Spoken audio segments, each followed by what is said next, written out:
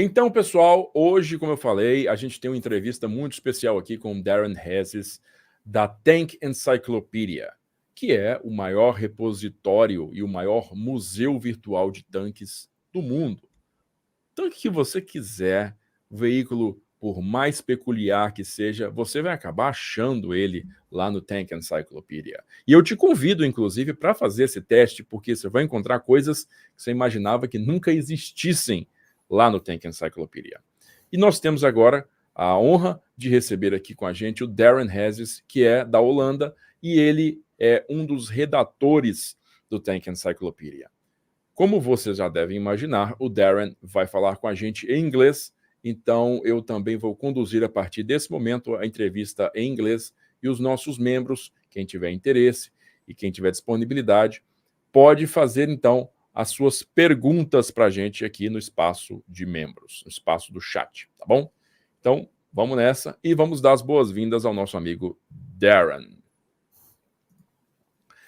So, Darren, be very welcome to our channel. Thank you. It's my pleasure to have you here. After this, we'll put subtitles in this interview so people can understand us better. Yeah, sorry for not speaking Portuguese. It would have helped, I guess. Yeah, but you try and you do a very good work. Even without speaking Portuguese, you told me before that you got to talk to a lot of people, and I believe that most of them don't speak English here. And you got yourself very well through the cities of Brazil, to the places. You went to places that many people here do not have access to and only dream of to be there. Yeah, I was very lucky in that sense. Yeah, very lucky. So I would like to know the principal question. Like, I would like to know, how do you got into tanks, man? Because I'm into tanks, and a lot of people say, "Why you're into tanks?" Like, tanks. I know that question. What? It's still a difficult question to answer. Why are you interested in rolling death machines?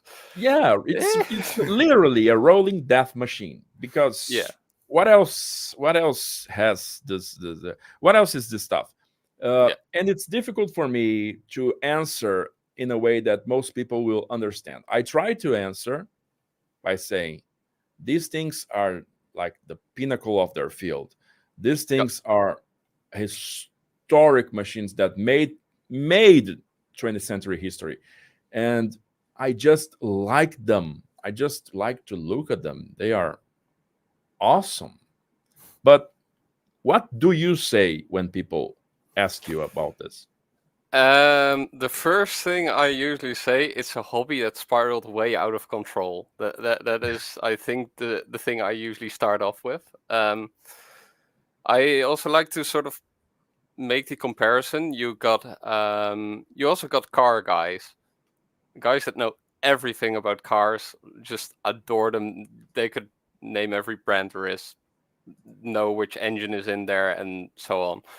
And in my opinion, it's sort of the same with tanks for me. For some reason, they really speak to me in the sense, the tech in there, the armor. It's just amazing that you have a vehicle that can weigh up to 60 tons, that just goes 60 kilometers an hour, and do basically whatever you want with it on land. But yeah, there is just something interesting with them. The history of them is interesting. You have a very sort of some tanks are sort of simple development-wise. Yeah. But you also have like tanks that the developments are so long and so complicated that at some point you're like, how did this thing even become a thing at this point? It really gives you an insight in how a military or a government tries to develop a piece of armament with all the politics involved and all the knowledge required. and there are very different visions in there, and that brings a pretty wide variety to the subject. Yes. Let alone the very long history, over 100 years now. One story that comes to my mind when you say talk about a complex development of armored vehicles is the Bradley AFV. Yeah. It is complex, but I think you're also referring to the Pentagon Wars movie, I think. Yeah, that scene thing comes to mind when I think about those complex developments, and I'm sure that you might know some much more dense and much more complicated cases, but that one got to the media, got to the popular culture. It's one of those vehicles that sort of turns into a scandal. Mainly, it's sort of one of those cases. We have the M113, which is a very simple vehicle in its purpose. It's very hard to replace. And even now, they are still like, how are we actually going to replace this thing? Because it's a cheap box that does what it is supposed to do. Yes, and exactly. You see them going to design a replacement, and then they eventually they go further and further and further and start adding on more stuff and more stuff, because otherwise you're just building on another M113, which is more expensive, and that's not really what you want. But other cases, for example, the M103 heavy tank, for which I wrote an article on the website, it's the T-43 heavy tank, but that development program started around 1948, and it was horrible. And eventually in 1957 they entered trials, and then you have like General Clark. He was one of the heads of the American Army in Germany during the Cold War, and he basically said to them they should not test if the tanks are any good, but if they are usable, which basically means I don't want a tank that I can that is perfect. I just want a tank that can drive from point A to B, have a very big gun, and blow up any Soviet tank that may drive towards me.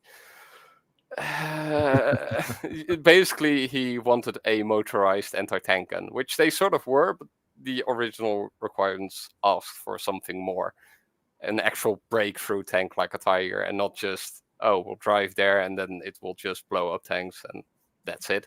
And he even stated after that, just so we don't have to explain to Congress that we wasted millions of tax dollar money, which is even more insane.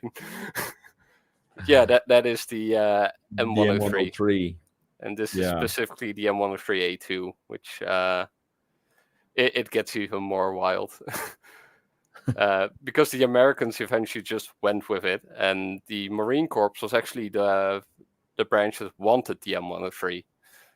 But the M103 that the Army got was not great, so the Marine Corps wanted to modernize it, which they did. They hoped the Army would help pay for the modernizations, which they didn't.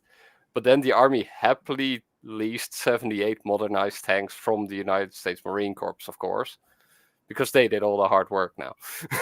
It's amazing.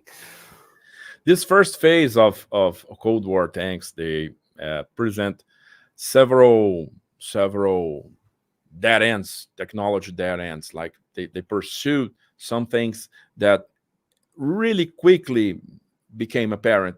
No, this is not the right way to go. We should proceed in another direction.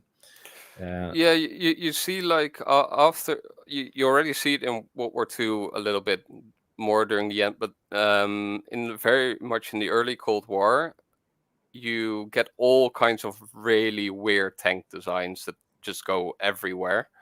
And a lot of new concepts, and that's what makes Cold War tanks very interesting. You get a lot more concept. It's not necessarily a steel box with a big cannon anymore. It's very generalizing for World War II tanks, but you really get new concept like composite armor, APDS, APFSDS fairly early on already. Explosive reactive armor, although I think the Australians already had a project for explosive reactive armor in World War II. Little known, but it was there. And eventually you sort of see countries struggle with, especially the Americans, for example, but there's also the Russians with, we can implement this tech, but it's very difficult to actually do it properly at times. So you have the T-64 that very much suffers with its engine for a very long time. And from memory, but I'm not the expert on Soviet tanks, that the armor wasn't that great in the end either. But you do get an automatic loader, a 125mm gun. But you also have the T-62, which fairly early on introduced APFSDS, which was amazing. But you also have the Americans with I think the T-95 medium tank project, which is basically them just going insane, try a lot of stuff, like forms of composite armor, but also turrets and so on. And eventually that sort of translates over to the M60 pattern, but also a lot doesn't, because some stuff just doesn't work, or the money is just not there to actually make things happen. Yeah. I think a good example is for the Americans at least, is the what do you call them? The turret from the T-54 and the AMX-13 turrets. They have a name. It's the ones that sort of where the entire turret sort of oh yes, cantilevered. I know what you mean, but I also don't know the technical name for it. I briefly forgot the name, which yeah. But yeah, for the Americans, it fairly quickly on it just goes nowhere. For the French, however, it just the AMX-13 is for them a fairly successful export vehicle. Yeah, especially in South America. You know that the Marine Corps in Brazil has these things. Yeah, they have the SK-105, which is an Austrian hull where they put on the French turret and made some adjustments to the turret. I think it was stabilized even, which is quite amazing. Yeah. Yeah, that was, I think that's also the very first tank that the Brazilian Marine Corps got. They had some previous attempts, but they were denied by the army and a company went bankrupt. So eventually they got there. Yeah, I believe they are still in use. They don't have replacements so far. No, they were looking around, but I think they once mentioned that they may want, or that they were looking around and that the M1 Abrams was maybe a thing. And then people just sort of went like, hey, they want to buy the M1 Abrams, which they didn't really say. Yeah, it's difficult for Marine Corps, to find a tank, especially if you're not the United States Marine Corps, which has which is basically another army. So yeah, another army, but the USMC gave up its tanks, right? Yeah, they recently gave up tanks. I'm not completely sure why. It mainly seems that the protection requirements now for tanks just don't match the logisticals of doing island hopping campaigns and such. It was something around that reasoning, but I haven't looked too much into it. Bit of a shame, but from the other point of view, I can see why they did it. There's a doctrine there. Yeah. It's not that they just like, oh yeah, we just ditched them and we're done with it. Yeah, there has to be some reasoning. Yeah. Tell me, well, this is the first. This is the first. It's not a job, I think. We cannot call it a job. No, it's definitely not a job. But I wish it was a job, but it's definitely not. Every one of us want to land a job that it's at least related to this kind of subject, right? But yeah, you got involved with Tank Encyclopedia, and Tank Encyclopedia is like this vast, really, really complete database.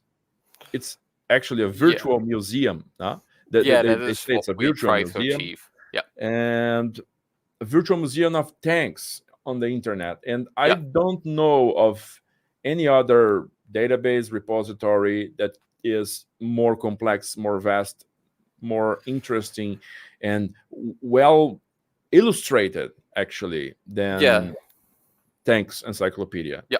So you got involved with this. I know that it's a multinational initiative. There's this guy that is the leader, but there's people from several countries.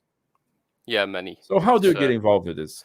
Yeah, so actually it's very easy to get involved. The difficult part is actually writing the article and then or gathering sources, writing the article, and then actually sort of pull through, because you have a lot of times you have people like, hey, I want to write an article, and then when they actually start writing an article, they start to realize what it actually entails, and then they sometimes tend to pick a vehicle that is just insane to write on for a first article. And it just gets out of hand and they give up. I have helped a couple of people actually to go through the entire process with mixed success. I think I helped a guy from Thailand, and he's now writing his third article for the website. So that has been a good has been a success. I've also tried to get a few Brazilians. But basically how it works is you go to our Discord. We have the Tank Encyclopedia community chat Discord. I think the link is on the website. Yeah. And then there is a chat under there, which is writers and proofreaders. And there you essentially say like, yo, I want to write an article for you. And then you can propose a vehicle you would want to write on, which can be anything you want, really. And we'll just check, is somebody already writing on it, or do we already have it on the website, or does the one on the website need a rewrite? Because that's also a thing. And if we agree that you can or accept the proposal, then you can just start writing. And it doesn't matter if you're busy for a year or half a year. And when you hand it in, we'll take a look at it. If it's good, you can join the team. And if it's not good, then we'll try to guide you to eventually end up with a good article. But sometimes there is an entire sort of how to write an article according to our structure. But sometimes it's such a difficult subject that it's very difficult to actually help someone with that. But in principle, it's pretty easy. It's mainly that the person that wants to write has to do it himself in a way. We're not going to completely pull you along on how to write an article. There should be your own initiative. Yeah. I would say that most people would like to begin with a vehicle that maybe it's already well documented, like any World War II vehicles, Panzers and American tanks, things like that are extensively described in books and documentaries and general literature. You have to go, actually, you should, to cooperate with such a database, you have to go to this backwater channels and find these obscure vehicles that nobody has tried to describe before. Yeah, or you can do a large article if you really want to, but if you're writing on something like the Sherman, you're very quickly looking at, if you really want to write something interesting or new, you would be looking at archive material, and there's tons of it. That can set it apart, or you're working on like an offshoot variant of the Sherman, for example. So we've recently had a guy that was writing on the armed recovery Sherman, the M74, which Brazil actually had 2 or 3 of them, depending on sourcing. that is an option you can do instead of writing on the Sherman. Because writing on the Sherman, yeah, you're just sacrificing your entire life at that point. That's just... but actually, my first article was a Sherman for Tank Encyclopedia. It was the Argentinian Sherman, the Shadow. If I don't butcher the name, just a warning in advance. I try not to butcher the names. I probably will. But the Nahuel article is yours also? No. The Nahuel is from an Argentinian friend of mine. We first had a Spaniard write on the Nahuel, and I think last year or something we got an Argentinian that wanted to write on it. About it. Yeah, it's a shame that none of them survived. Yeah, there is a sort of an urban legend that one is still around as a monument or something. If that is actually the truth, as a monument, but it should be out there. It should have photos of it, since it's a monument. I'm guessing you would say like it's a garage somewhere in the Andes. Yeah, but let's be real. After INGLêS went bankrupt, we considered the EE18 Sakuri as being just lost, scrapped, or whatever. And then I think 4 years ago, it suddenly pops up at a garage in somebody's storage. Yeah. Possible. But they were like 12 of them are made? Of the Nahuels, I'm not completely sure, but around that number, yeah. Let me check real quick. This is why you have Tank Encyclopedia. That's why you have this museum. Oh wait, do we have it? No, we have it on the World War II part. Because 12, yeah, exactly 12. 12 plus a wooden prototype, something like this. Yeah, a mock-up. But usually, when we have to list how many vehicles were built, we usually don't write down the mock-ups. Yes. We, if there is a prototype, we may just write down the prototype, but usually we just write the actual number produced. Otherwise, you're literally saying in the title 12 produced plus 1 mock-up plus this plus this plus that. It can get out of hand fairly quickly. Yeah. Use just one number. It's easier for everybody. But this tell me about the initiative of Tank Encyclopedia. Who created, when it was created, what's the purpose of it? Initial purpose. So it's actually fairly interesting. Tank Encyclopedia was founded in 2011 or 2011 by David Bocquelet. And David Bocquelet is a Frenchman. And he is actually not a tank guy. He is a ship guy. He likes boats. He likes boats.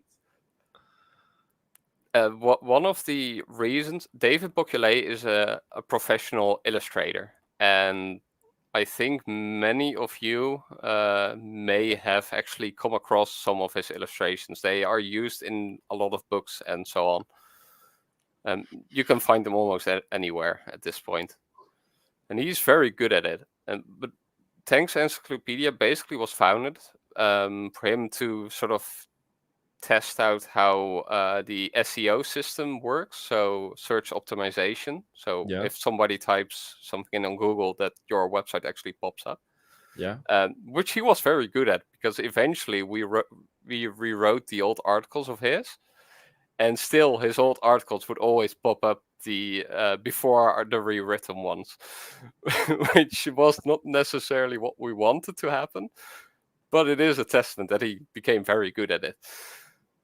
But the website sort of ended up as him posting his illustrations on the website as a way of marketing as well, because people would end up on the website, see all his amazing illustrations, and he would hopefully get some more customers for his illustrations as well, because it's part of his livelihood. And with that, he sort of seems to have gone down because he wanted to get the search optimization properly. To get a vehicle, you get some information from Wikipedia, get some information from other websites, and then merge that together in a brief article, put the illustrations there, get a couple of pictures in there, and do it in all the illustrations he had, which were many. Many illustrations. And that's how T essentially started off, as a sort of illustration marketing thing and a sort of test project of his. And you see around the mid 2010s, you see more people joining in. He sort of, I think Stan Lucian, he's a Romanian guy. He was the team manager for a very long time. I think he was the first person to join. And essentially, then you sort of gradually see a shift going. More people start to join in, and they start to write some articles as well. And at first, they are very much what David Bocquelet does. But around 2017, 2018, they start adding books as sources. And eventually, from 2018 on, you really see that standards are being put in place that we don't accept Wikipedia as a source anymore, or as a main source. That you use it for some obscure historical instance or whatever, that's fine, but it shouldn't be your source for the vehicle. And from there, you get the ball rolling. More people start to join in. More professional articles get written. Eventually, you got people that are actually going to archives to get the sources. And yeah, eventually we get to the point where we are now, where I think we're in a good place. Of course, everything can be better, but for a volunteer website, I think we're putting out pretty good content. Yes, and besides the website, you have also this magazine. Yeah, right? So the magazine, it's a bit more difficult. What we do with the magazine is we publish some articles that we couldn't necessarily publish right away, or we have some articles that we want to highlight.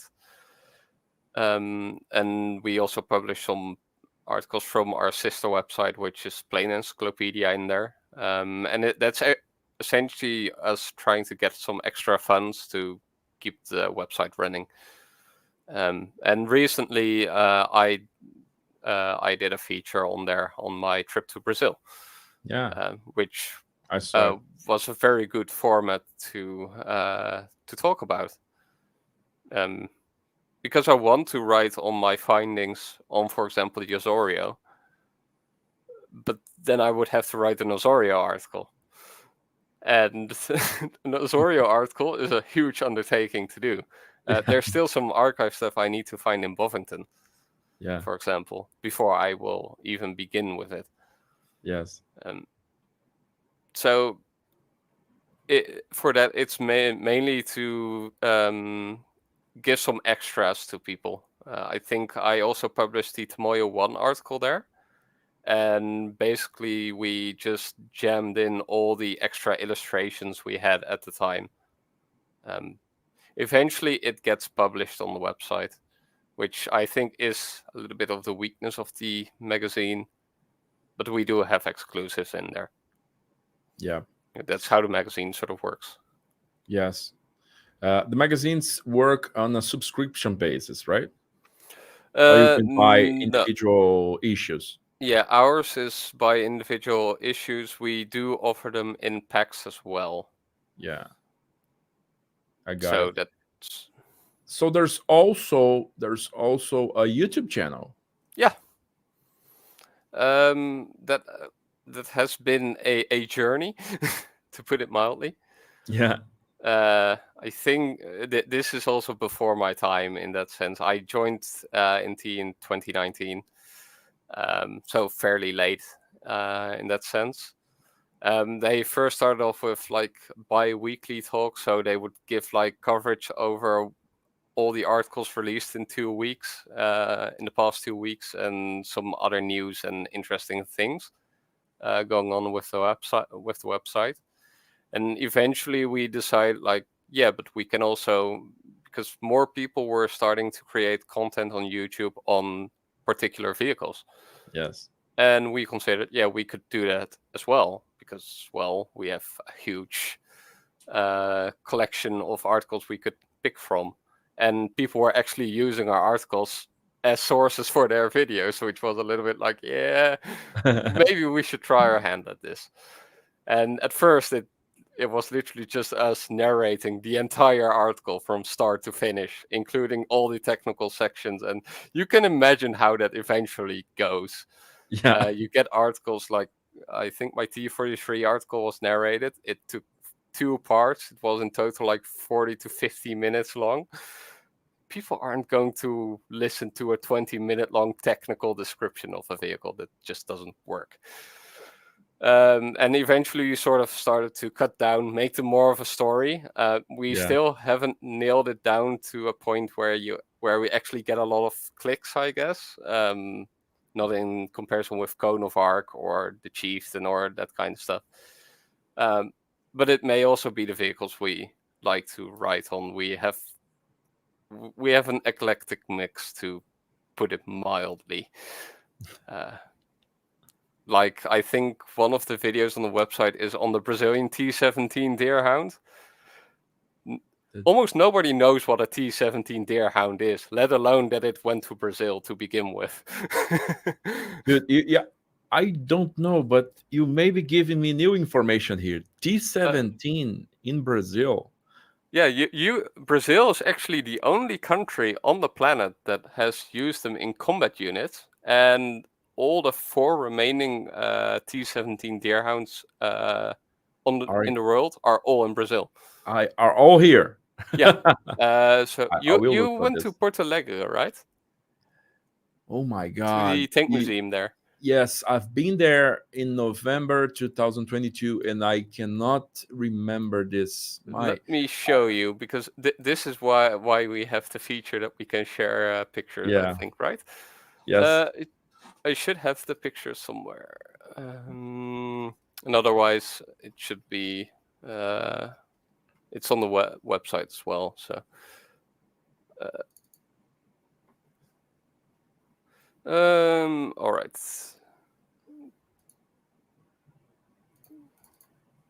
I do have to check how you share the screen again. I think you should go. Oh, it's here. It's here. Yeah. Sorry, it's here. That's not mine. It's yours. Yeah. So that is the T17 Deerhound. That's the Deerhound. Yeah. You use these all the way up to the 1970s, which is insane. I saw this vehicle there and I could not remember. My God. But you're right. Yeah. T17 Deerhound. The story how you got these actually is amazing. Because supposedly how the story goes, you guys bought the M8 Greyhound in the Lend-Lease. Yeah. And then the Americans shipped supposedly M8 Greyhounds to you guys with all the documentation stating, hey, these are M8 Greyhounds. And then I can imagine, it's not how it went, I think, but how I imagine it. You have like a shipping container or a box, like a wooden box. You guys open it up and then you're like, hey, wait, these are not M8 Greyhounds. These are whatever. So they were T17 Deerhounds. And the problem with the T17 Deerhound is they are absolute trash. I wrote an article on the T17 Deerhound from the American point of view, from the development side as well. Yeah. And they just break down constantly and constantly. I'm honestly amazed you got one of these running until 1970. Because the Americans just flat out refused it. The Brits refused it. And somehow 54 ended up in Brazil. 54. So, well, we should ask around for more precise information. But weren't those vehicles just like dumped? Yeah, they were. I mean, If you're dump if you're here because shipping, if you're shipping the vehicles with M8 Greyhound documentation, and you give them honestly trash T17s, the Americans dumped this on you. dump this here. Yeah. I think the documentation, because this comes from a book on the from Denison Oliveira, if I remember correctly. Denison de Oliveira, he's a Yeah, historian from Curitiba. Is a friend of mine. Yeah, very yeah. good guy. He wrote a book on, I think, the FEB, or in that direction, and these came in a Yeah, passage. yeah. The T17s came in a passage, The and book's in the right passage, there in my bookshelf here. yeah, It's I think I have it somewhere over there. Oh yeah, I can see it actually.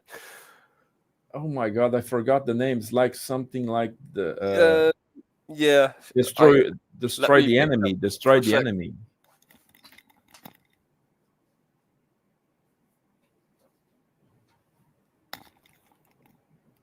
That's the one. Exterminate the enemy.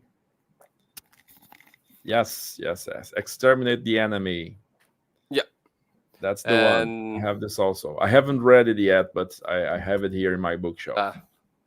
And somewhere in the back, there's a passage on the Brazilian army getting the T17, where you have like a guy of the army asking the Americans, like, this is not what we ordered. Explain, please, because this was apparently not the first time, because you guys also ordered 105mm howitzer pieces and got 76 howitzer pieces instead. When was this? This was around the late 1943, 1944, more or less. You mean it's Lend-Lease? It's Lend-Lease stuff. This is all Lend-Lease. Yeah.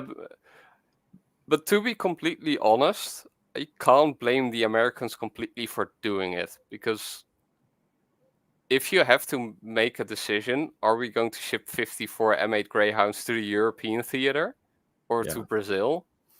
You should go to the battlefield. Yeah. Is it a dick move? Yes, it's a dick move. When you say this, I can relate to it, because I understand why many of the war material that was promised for preparing the infantry division here weren't delivered, was never delivered. Yeah. But people don't realize that the first semester of 1944 was like this huge undertaking in military logistics. They were preparing for D-Day. They were preparing for Mariana's campaign. So, my God. Yeah. How can you just send this big crates of armament to Brazil when you need them on the front lines? Yeah, but even then, Brazil got a special treatment in a sense, because Brazil is the only Latin American country that received Shermans in the Lend-Lease. Yes, 50 of them. Yeah. No other country got this. There's a reason for it, of course, but one other thing. I guess Brazil was the first non-belligerent country to sign Lend-Lease. I don't know if it's the only one, but it's the first. Sure. I believe you. We signed it in October 1941. Yeah. Alongside the Soviet Union. The same month. It's like Lend-Lease was created March 1941, I believe. Yeah, I do remember you guys bought the M3 Stuart like right before you actually got the Lend-Lease, and then like 10 Stuarts or something, and then you went with the rest with Lend-Lease. The rest with Lend-Lease. Yeah. But it was Britain, and then it was China and France, warring countries, and then in October, Soviet Union and Brazil. Yeah. What's Brazil doing there? I don't know. No, I know. It's, in my opinion, very simple. Is of course a bit a difficult word to use here. Politics is never simple. Yeah. I think it's mainly because Brazil was promising as a potential ally and could basically, with the right equipment, could keep the rest of the South American countries in line. Yeah. Plus, it's very favorably situated for supplying North Africa. North Africa. And anti-shipping and anti-submarine operations in Central Atlantic. Yeah. So plus you have Getúlio Vargas very much sort of going to each side, sort of trying to prong which side gives him the most. Where can I earn more? Did you know that Vargas could talk straight to Roosevelt without I did not know that. Translators, because he didn't speak English, Roosevelt didn't speak Portuguese, but they both spoke French. Yeah, of course. Yeah. so it was like this very singular relationship, because otherwise Roosevelt couldn't have this kind of conversations with other South American presidents. But with Vargas, I can imagine, he could. Yeah.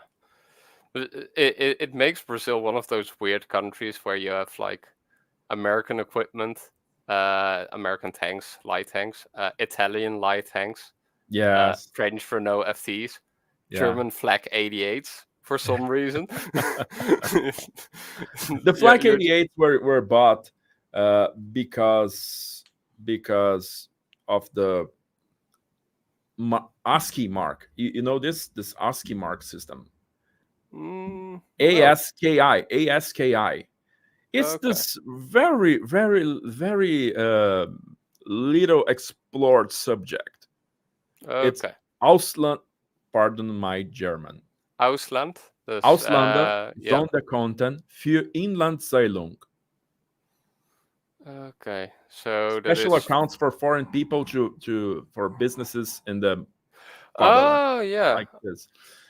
It's the High Minister of Economics created this system with this parallel mark. It's not the actual High mark. It's like this parallel currency just for foreign trade with South America countries. And this was operational during the later half of the 1930s, and it was so beneficial to Brazil that Germany became the top partner for forex, for exchange, for commerce, international commerce. And I remember reading something. I was working on a Turkish vehicle, which is something completely different. But there I went through the company records of a German company. Yeah. And in those records, they would say like, businesses in South America are going well or really well and all that kind of stuff. That they had like an office, I think in Sao Paulo and in Buenos Aires. Yes. Which you read and like, I see. That's why they went there. We bought like 800 flags, and just 200 were delivered. Not surprising. Because of the beginning of the war. Yeah. And they were blocked initially because the British captured the ship. They caught the ship in the middle of the ocean, and they retained the ship. And then Brazilian government protested and said, "It's not war material for Germany. This is my stuff. I bought this stuff. I paid for it." So the United States interfered and forced the British to release the ship. So the ship reached us with those guns. So that's how they got here. But they were supposed to be 800 at first. A lot, by the way. That's a whole lot. Yeah. You can see the system was very, very lucrative for Brazil, because didn't have to have Heismark, dollar, gold, No, it's sterling pound, yeah. nothing. So No. they could buy straight with national currency. And you know that there's another thing I recently got aware of, that the Navy, Brazilian Navy, had this deal with Focke-Wulf, Okay. and they were supposed to assemble Condor 4-engine bombers in Okay. in Rio. They were supposed to assemble there's this facsimile of this contract, because they started building the Focke-Wulf 44, Yeah. Focke-Wulf 56, which the only one left in the world. It's in Rio. It's in the Musal Aerospace Museum, and this contract went forward, went forward to Focke-Wulf 200, the Condors, the 4-engine Okay. 4-engine variant, Yeah. 4-engine bomber variant, and those planes were supposed to be assembled in this factory at the airport in Rio de Janeiro. And due to the Which factory, by beginning the of the way? war, what with? Which factory? It's called Galeão assembling plant, Galeão assembling plant, aeronautical assembling plant. You know, it's the international airport from Rio, in Yeah. Rio. Okay. Yeah, I was briefly thinking of F&M, which No, I think, F&M it's the engine. It's the engine factory. yeah, Yeah. I think that's why I National Engine was, Factory, F&M, because I which think they was did supposed to engines for the build aeronautical T-47. engines and then turn into a truck company. And they built a tank. Yeah, and they built a tank. Yeah. Tank.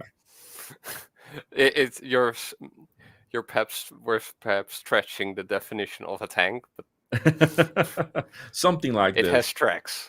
Yeah. Since it has tracks, people call it a tank. Yeah, let's put that forward. That's the Cutia. Yeah. This was actually my very first article on Brazil. Yeah. Which, yeah. Oh, this photo is amazing. Yeah, I got it colorized by a friend of mine. Such narrow tracks. Which, yeah, it was basically copied from a French concept. Yeah. And sort of improved, it seems, because the French concept used some design feature I would consider a little bit older. Yeah. Yeah, it's an interesting design. It's just weird, and I like that it's weird, and I like that it exists. This thing is not very well explored here. Also, I read very few articles about this. There is almost nothing about it to begin with. It's I think at some point I managed to track down the news snippet that talks about the sort of the first design mockup. Yeah. Expedito uses it in his books, and eventually I managed to track it down as well. Yeah. Then you see that they also designed like a mechanical mule there, which is A mechanical what? a mechanical mule. A mule. Oh, yeah. Yeah. Yeah, it's basically like a sort of platform with wheels under it for towing purposes and that kind of stuff. Amazing. I think at some point they also put anti-tank missiles on there, because you can.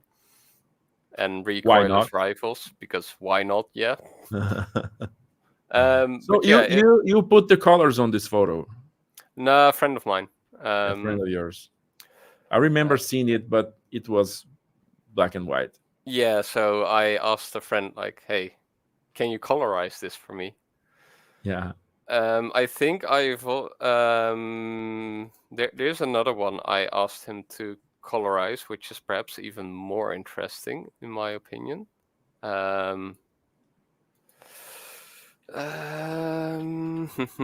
Which is also Brazil related. Oh. If I can find him. Yep. And then I just need to has an image. Here we go. Oh, that one is from 1932 revolution. Yeah. Right? Yeah. This No, 1932, 1930. 1930. No, this one was from the Constitutionalist revolution from constitutionalist? Sao Paulo. Yeah. In Sao Paulo? Yeah. Oh, 32. So that's a tractor. Yeah. So first, this always fascinated me about Brazil before World War II. Is you have the public forces or the special police forces or military police in that sense. Police, which is not military police in the general sense in English. No, it is just regular sort of, police. Yeah, carabinieri, gendarmerie. Yeah, gendarmerie. Sort of state militia, you could even call it at some point. Exactly that. But what I always found interesting is that there were literally no limitations on what they could buy. Yeah, eventually I think when Vargas got in power, he sort of realized, hey, if we let all these guys buy whatever they want, this is not going to work. But you get like to sort of make it a bit of a meme, a glorified police force that somehow needs a flamethrower tank. What? This was built in 1931. This wasn't even built as a response to the revolution. Yeah. This was before that. Maybe they were already planning. São Paulo Public Force. Yeah. So maybe they were already planning things. Yeah. But still, you should ask some friends of mine who are specialists in this revolution, in this particular conflict. But this is really unusual. I don't think I have ever seen this photo before. This one I've seen, but not this one. Yeah, this one is from. This one is normally black and white. I got it colorized as well. Yeah. This one's also black and white. This comes from a book on the Sao Paulo public force, and normally when you open the book, you have like a sort of front view of the vehicle, sort of, if you can follow my mouse, somewhere in front of this. And I got a friend of mine to sort of Photoshop the vehicle in front of it away, so you could sort of get this view. So you would, in the original picture, you would see around this part and a little bit of this part, and then a vehicle in front of it.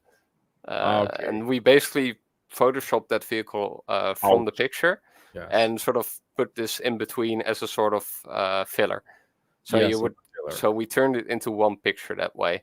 It's not completely how it is supposed to be, but this is sort of the best we could do with it. It's a good idea of what the scene might have actually looked like. Yeah. Because of that, the flamethrower part is maybe not the best, but it still looks very interesting. So this was one of a kind vehicle, right? They built one of them. There was a sort of a family, but it seems that they only built one flamethrower vehicle. You have a few. Eventually, they got like a heavier vehicle on it, but there seems to be just one flamethrower tank. Yes. And supposedly it was used very briefly, and I've looked at source material on it. It could be the case. There is a plausibility to it. Full confirmation is difficult to actually obtain. If it actually is, it would be the very first flamethrower tank in history to have seen combat. Whoa! Yeah, that's a distinction. That's a distinction we never expected to have. No, me neither. Because apparently, you would expect during World War I that people were like, "Oh, we have trenches. Let's jam flamethrowers into the tanks and such." But apparently, this was never the case. Flamethrower tanks were there is that A7V that maybe had a flamethrower, but one A7V had a flamethrower. Never heard of that. maybe it's a very sketchy story. Yeah, I think it wasn't even really armed as a main armament, yeah, in contrast to this vehicle, which has it as a main armament. incredible. I mean, maybe the earliest well-documented case of flame-throwing tanks in wars are from Abyssinia War, Italians Oh, L3, yeah, 1935. yeah, I'm yeah, guessing. and after that, you sort of enter the Pacific conflict. So World War II, and then the Pacific campaign, where you see more flamethrower tanks. They're always a bit of an odd job. Very little is actually written on flamethrower tanks, which Yes, makes them somewhat interesting, but also difficult to research. very They difficult. are a I bet they niche. are. Yes, they are. Well, this thing really surprised me. You know that the first ones are actually the first tanks in Brazil, domestic tanks. They can be traced back to World War One. I'm guessing this is also from São Um, Paulo.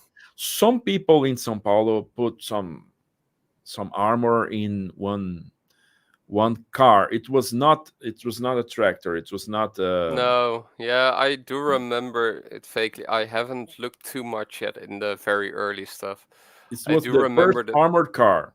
yeah, I do remember the first sort of armored cars were also from the public forces, Yes, in and São they Paulo indeed too. just sort of started slapping on armor, plates of steel, or even hay bales, I've read at some point, Yeah, purely because it would offer some protection against gunfire. yeah. Um, And then there were three tanks made in Porto Alegre yeah, for the uh, 1930 revolution, yeah, you had which put the Vargas in Paraíba, power. the Minas Paraíba, Gerais, Minas Gerais. and another one, and I Yeah. always forget that name. It's three Uh, states. It's three Brazilian states. yeah, Paraíba, Minas Gerais, probably the Rio Grande do Sul. No, not Rio yeah, Grande I do think Sul. so. Yeah, Yeah, because 1930 revolution uh, was galvanized around these three states: yeah, Paraíba, Minas Gerais, which aligned itself with Vargas, and yeah, then Rio Grande do Sul, which was yeah, Vargas state. yeah. So it made sense that it's those three names. Yeah, and those got, I think, 7 millimeter. I think Hotchkiss machine guns, or at least Hotchkiss machine guns, they got probably. machine guns. But they were Um, very slow vehicles. I don't know if they actually got to do something in from 1930. memory, reading about them, they never really got to do Yeah, stuff. it It was was good more like marketing, though. propaganda stuff, Yeah, propaganda for Vargas. They were paraded in some places. People got to see them. Oh, this is powerful stuff, but never got to be used in combat. no. And then we got those Ansaldo L3. Yeah, yeah. Uh, You had the yeah. Renault FTs before that still, but Yes. those were The the FTs, actual the first. FTs were in 1920, Yeah. 21. And I got this book from Marshall Oh, you mean José the Pessoa, Marshall José Pessoa, Cavalcante de Albuquerque. He was the first Brazilian to see tanks in combat in the First World War. He was yeah, a cavalry officer. He got to command a cavalry platoon of the French army in 1918. I believe it was Argonne, around Argonne offensive, and he saw those tanks, the FTs, yeah, in combat, and he got impressed with that, and he wrote the first book in Portuguese yeah, about tanks, yeah. I the remember tanks that in the European that you War. guys were sort of lucky as well with him having served in them, because when you got supposedly when you guys started to buy the Renault FTs, the Yeah, French tried to basically dump the scrap on you. Yeah, And the guy, I think he was still a captain back then. he was. When he was there at the school, and he sort of, so as the story goes, he looked at the Renault FTs that they were planning to give you, and he was like, "Nah, you're not giving us this. Yeah, Where's the good stuff?" yeah. He was probably like the only guy in Brazilian army of or a handful of guys in Brazilian army Yeah. that could actually make that judgment.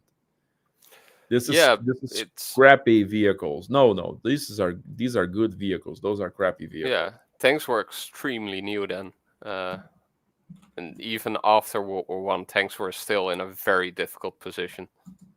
Yeah, he was after that. He was the first commander of one of the tank units there. Tank units in the Brazilian army, yeah. And after that, he was the idealizer of the new military academy here. Yeah, I think it was some of the first units were like motor mechanization schools or something. Yeah, but it's been a while since I read on that. he was. But after Renault, you get the Italian L3s, which are interesting. Yeah. This is the guy. This is Marshal José Pessoa, the first tank commander in Brazil. Yeah. And he was inspired by West Point to build this new academy for the Brazilian army. And I think that we bought those on saldo, those Fiat L3 little tanks, these tankettes. Yeah. Because we had this military observers. Yeah, during the Ethiopian invasion. Yeah. And we bought them for what? For wool? We exchanged them for wool or for any for some product. Yeah. I think they were not paid in lira, in Italian currency. They were paid in. It was an exchange for these raw materials. They delivered the tanks, the small Ansaldos, and then we got this 1224. I don't know, up until the beginning of the World War II. I think I've listed it somewhere, but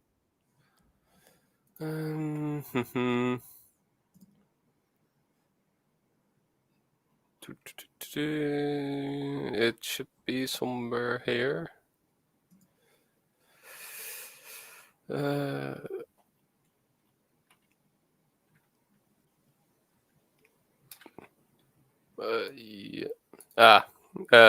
23 were acquired. 23 were acquired in 1938. 1938. I think that is what I got from sourcing, at least. Yeah. Maybe they arrived here in 1938. Yeah, that's possible. That's arrival and acquisition dates are always a bit like. So sometimes people like, yeah, we bought them then, and they're like, yeah, it's actually a year earlier, but yeah, it's definitely earlier than this. I think it's 38. But after that, there comes the American. Then you get the stewards. And then we got the stewards. Yep. And the first stewards, they arrive here 1941, right? Yeah, it was like a few months right before you guys went into Lend-Lease with the Americans, and were like 10 stewards or something that you bought yourself. Yeah. And then you essentially started buying the rest through Lend-Lease. And eventually you got M3 Lees and Shermans and Greyhounds and Deerhounds, because Deerhounds. Because why not? Yeah. But these vehicles made a huge difference for the balance of power It in is South very America. much a modernization of the entire armed forces. It's in that sense, it is from a military point of view, joining the Americans was a good move. Yes. Eventually, you sort of ended up with a lot of American equipment after that as well, because eventually went with the Walker Bulldogs and so on.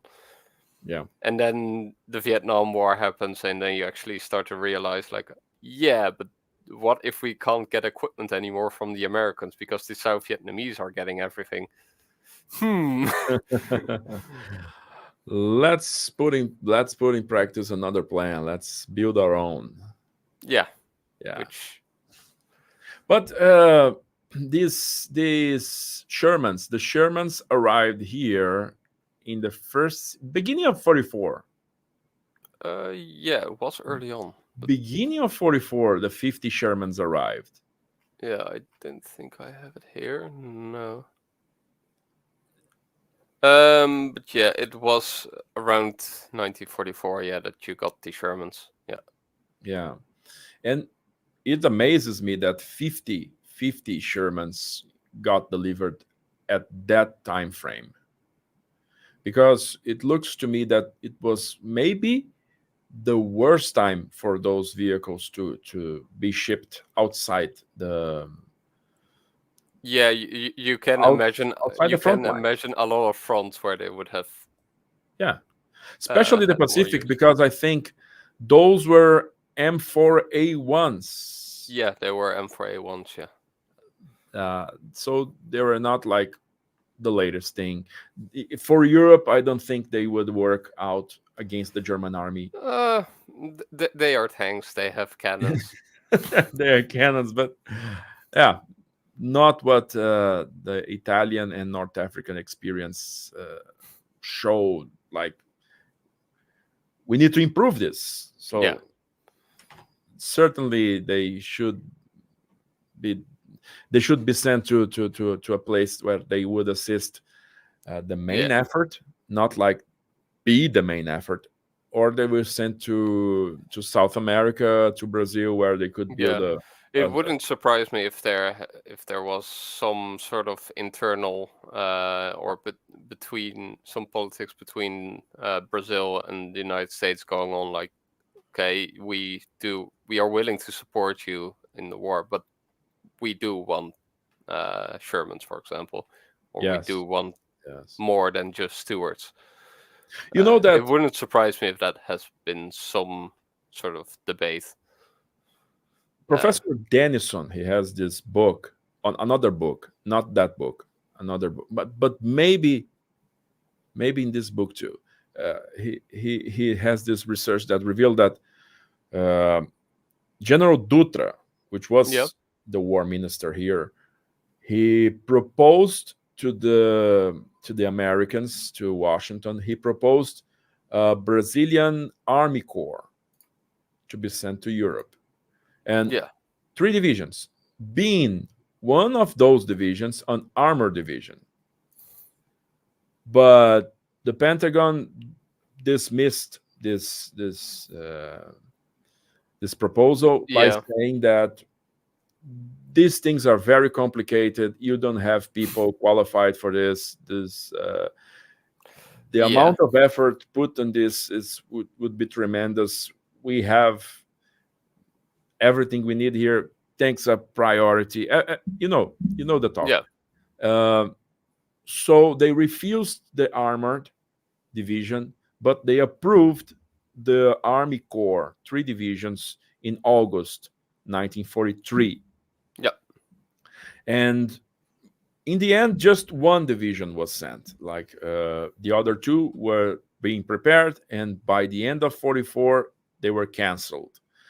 And the tanks arrived in the beginning of 44, which makes me think, weren't those tanks a gift? Maybe meant for the... like okay, you didn't got your division, but here are 50 tanks. Yeah, to for keep you you, happy. just to keep you happy. In that sense, yeah. Yeah, I'm thinking that because Yeah, those A1s were combat tested.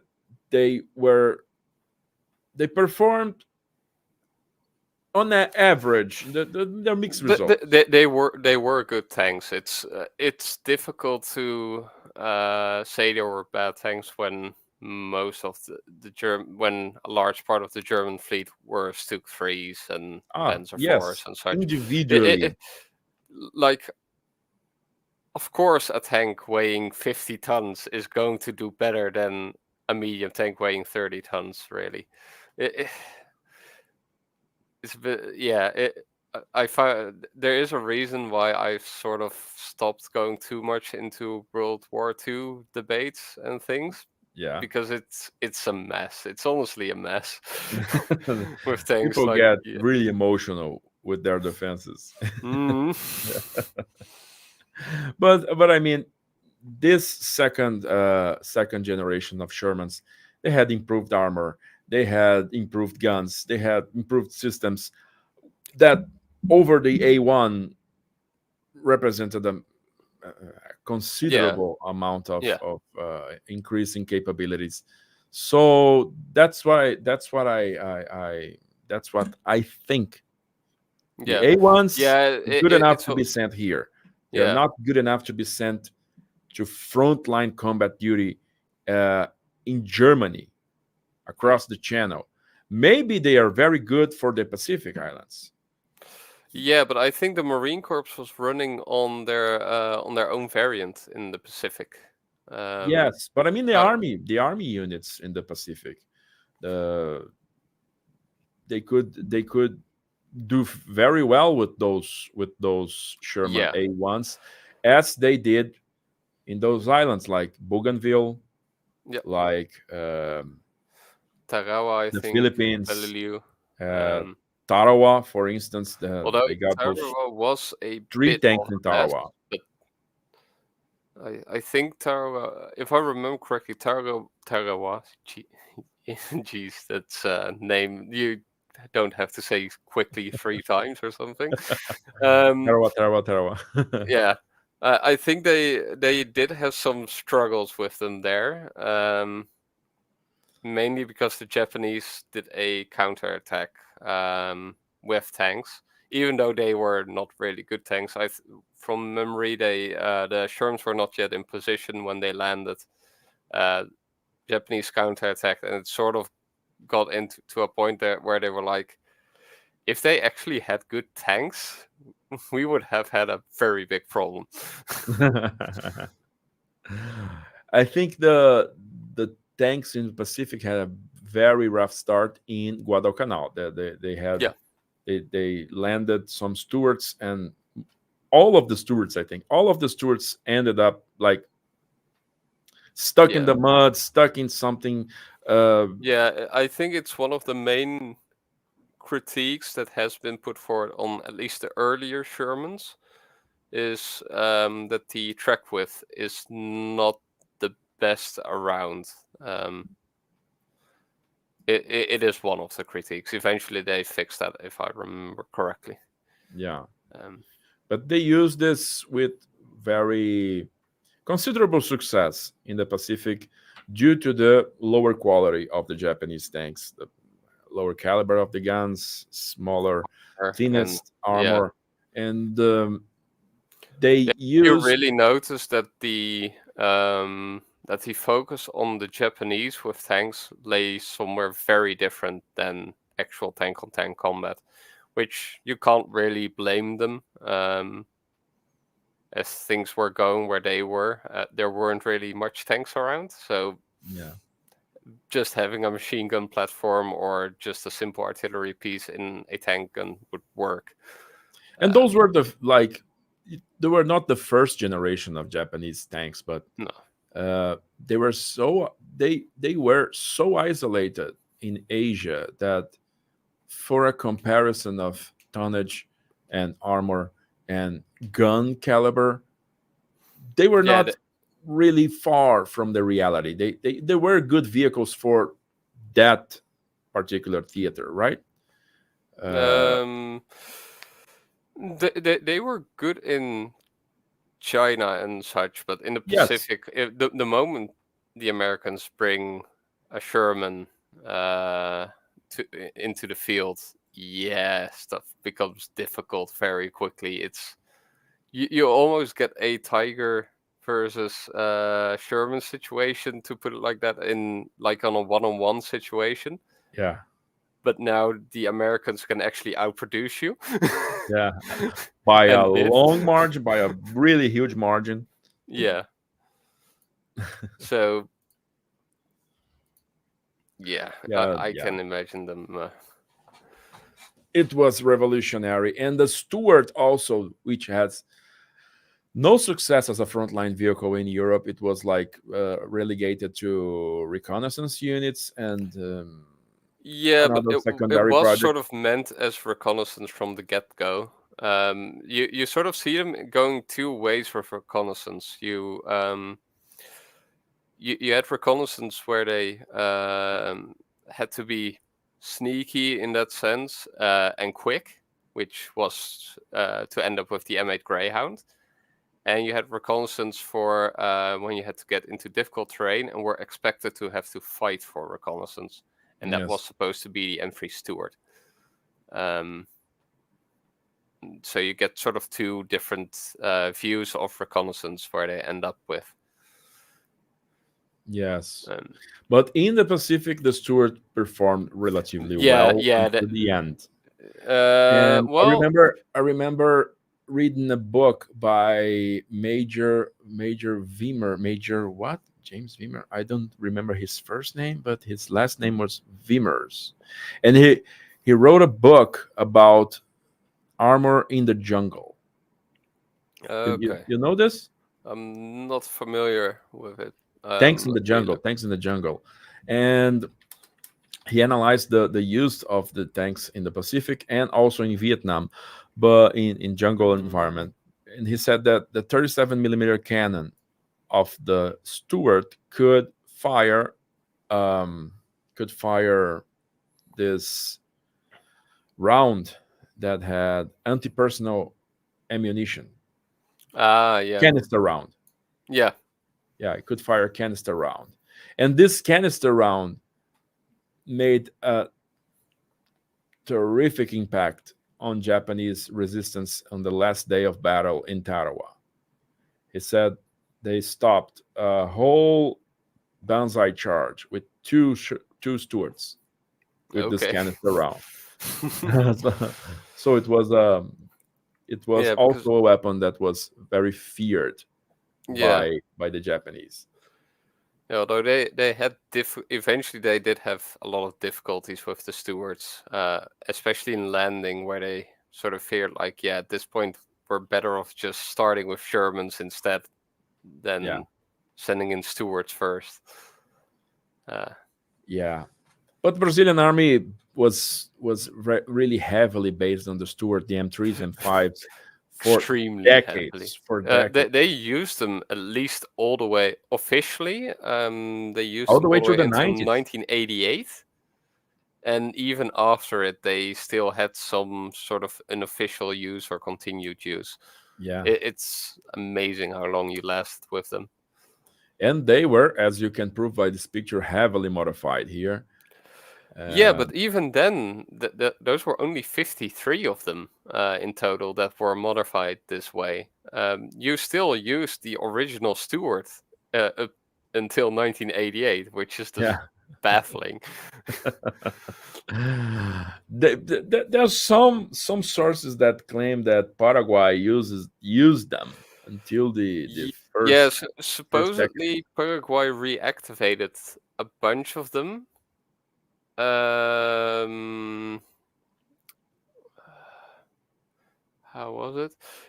Supposedly for training, but how it tends to be written as well as like, but we're actually using them, sort of. It's very sketchy if they actually use them or not. I couldn't get really good photos of those armored vehicles in Paraguay. Supposedly, they also have Shermans in active service. They have 3. 3 Shermans. Yeah. Yeah. So, but every photo I found, it's just this small thumbnail photo, and no, I don't get much details of it. You probably have much better photos over there. Because they actually use these now, or use that. I think they phased them out in 2018.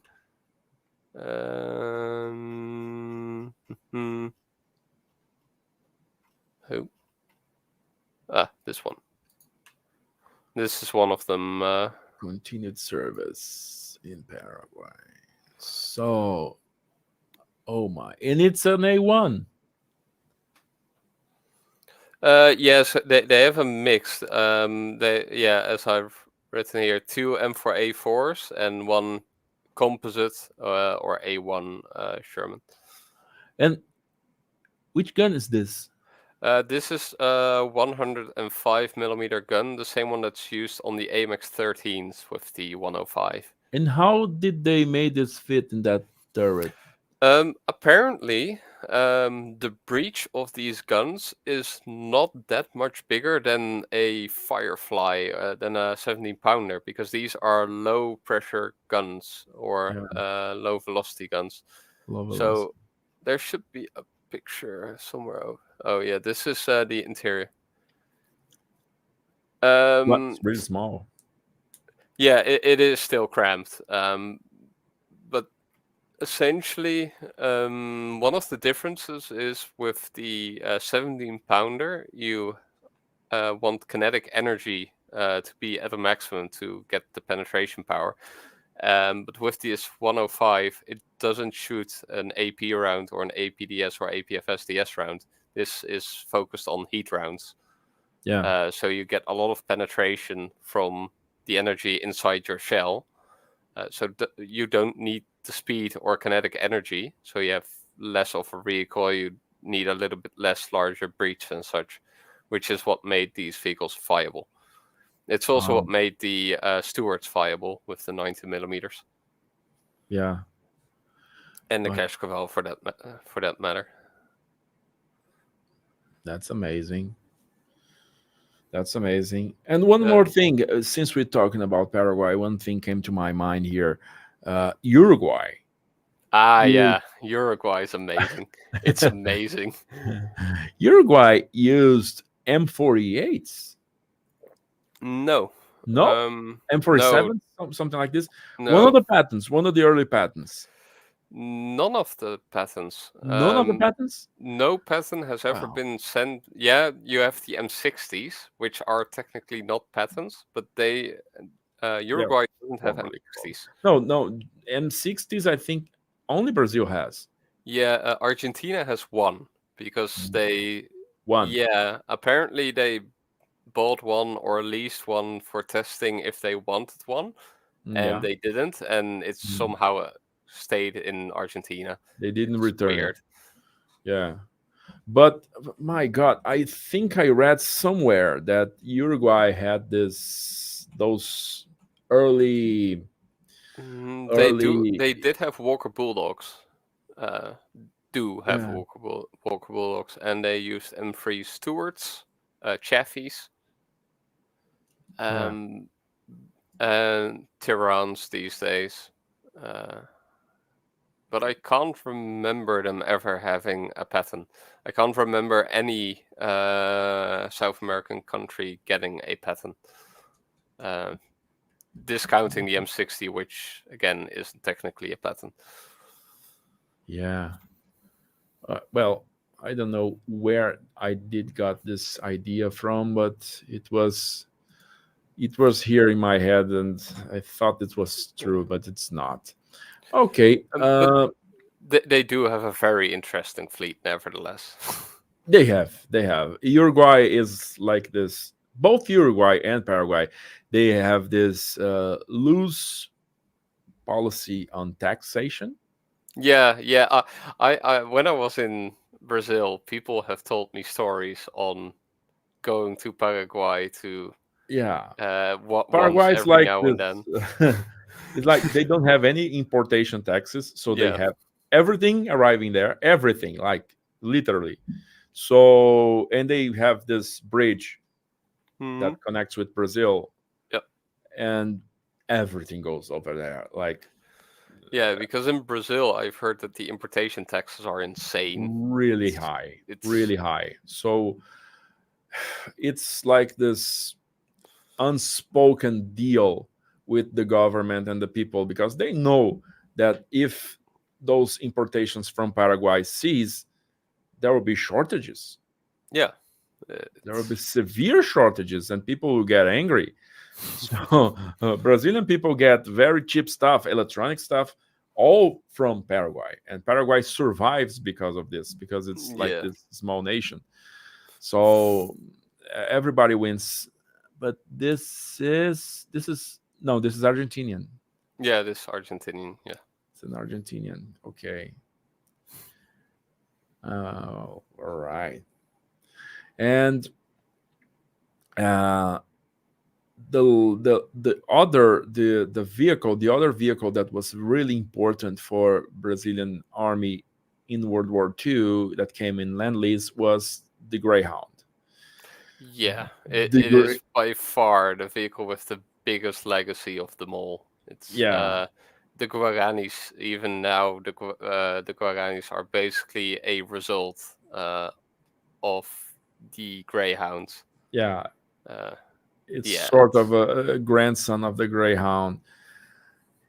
You see, it was the only vehicle that not the only, because there were some half tracks and you know what I mean. But the it was T-17s. yeah. But Those were actually the first 6x6 vehicles you guys had in service here, before the Greyhounds. Yeah. before the Greyhounds. Yep. Yeah, but not in Italy. Not in Italy. No. In Italy, it was just the Greyhounds. Just the Greyhounds. Yeah. But the Greyhound went to combat in Italy, and the experience that those cavalry soldiers brought back was really impressive.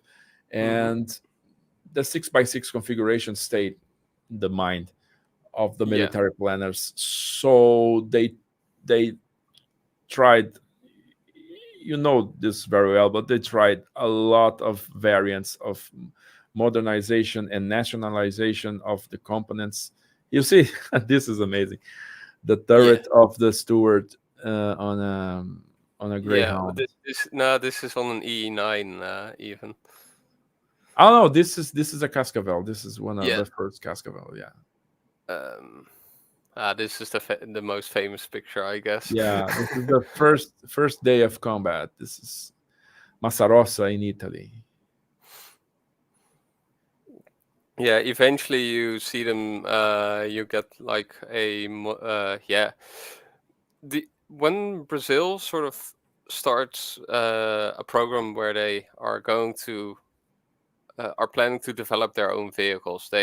Part of it is get experience by modernizing vehicles, and as much as Brazil sort of at times seems to run on gambiarra, which it's apparently that is an expression that you can use perfectly for this. Gambiarra. Gambia. Yeah. Gambiarra. As I said, I will butcher words. So, yeah, but the that was Gambiarra actually is done. way of living. That was actually done properly. In the sense, it was done very methodically. You began with, okay, we got a vehicle. Let's see if we can put a diesel engine in there. So the first thing with the M8 Greyhounds was, okay, we'll put a diesel engine in there, which succeeded. It was a Mercedes-Benz, I think an OM 321 engine. Might be, not certain. For anyone, don't necessarily nail me down on all the specifics. I try to remember as best as I can. Check the articles to be sure. And you also started to develop bulletproof tires. Bulletproof tires? Yeah. Run flats, essentially, for the VBB1, and they also ended up on the the VBB1. I was hoping that there was a link to it. Whoops. But essentially, the VB1, that was one of the first projects that you guys did. So this one. Yeah.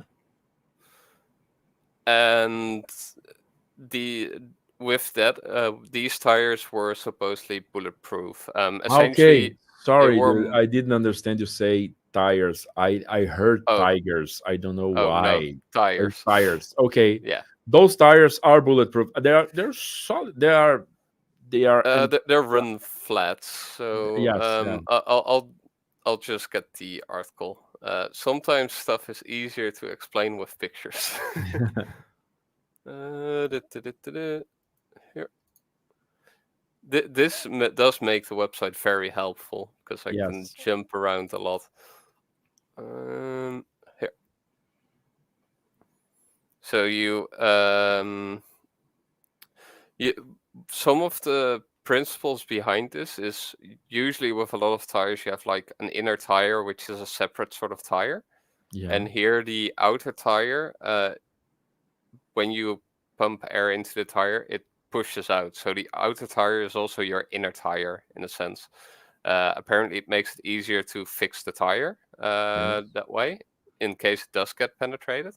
And then you have the separating Ring. rubber, which is like the inner rubber ring here, which Yeah. will function as a run flat Yes.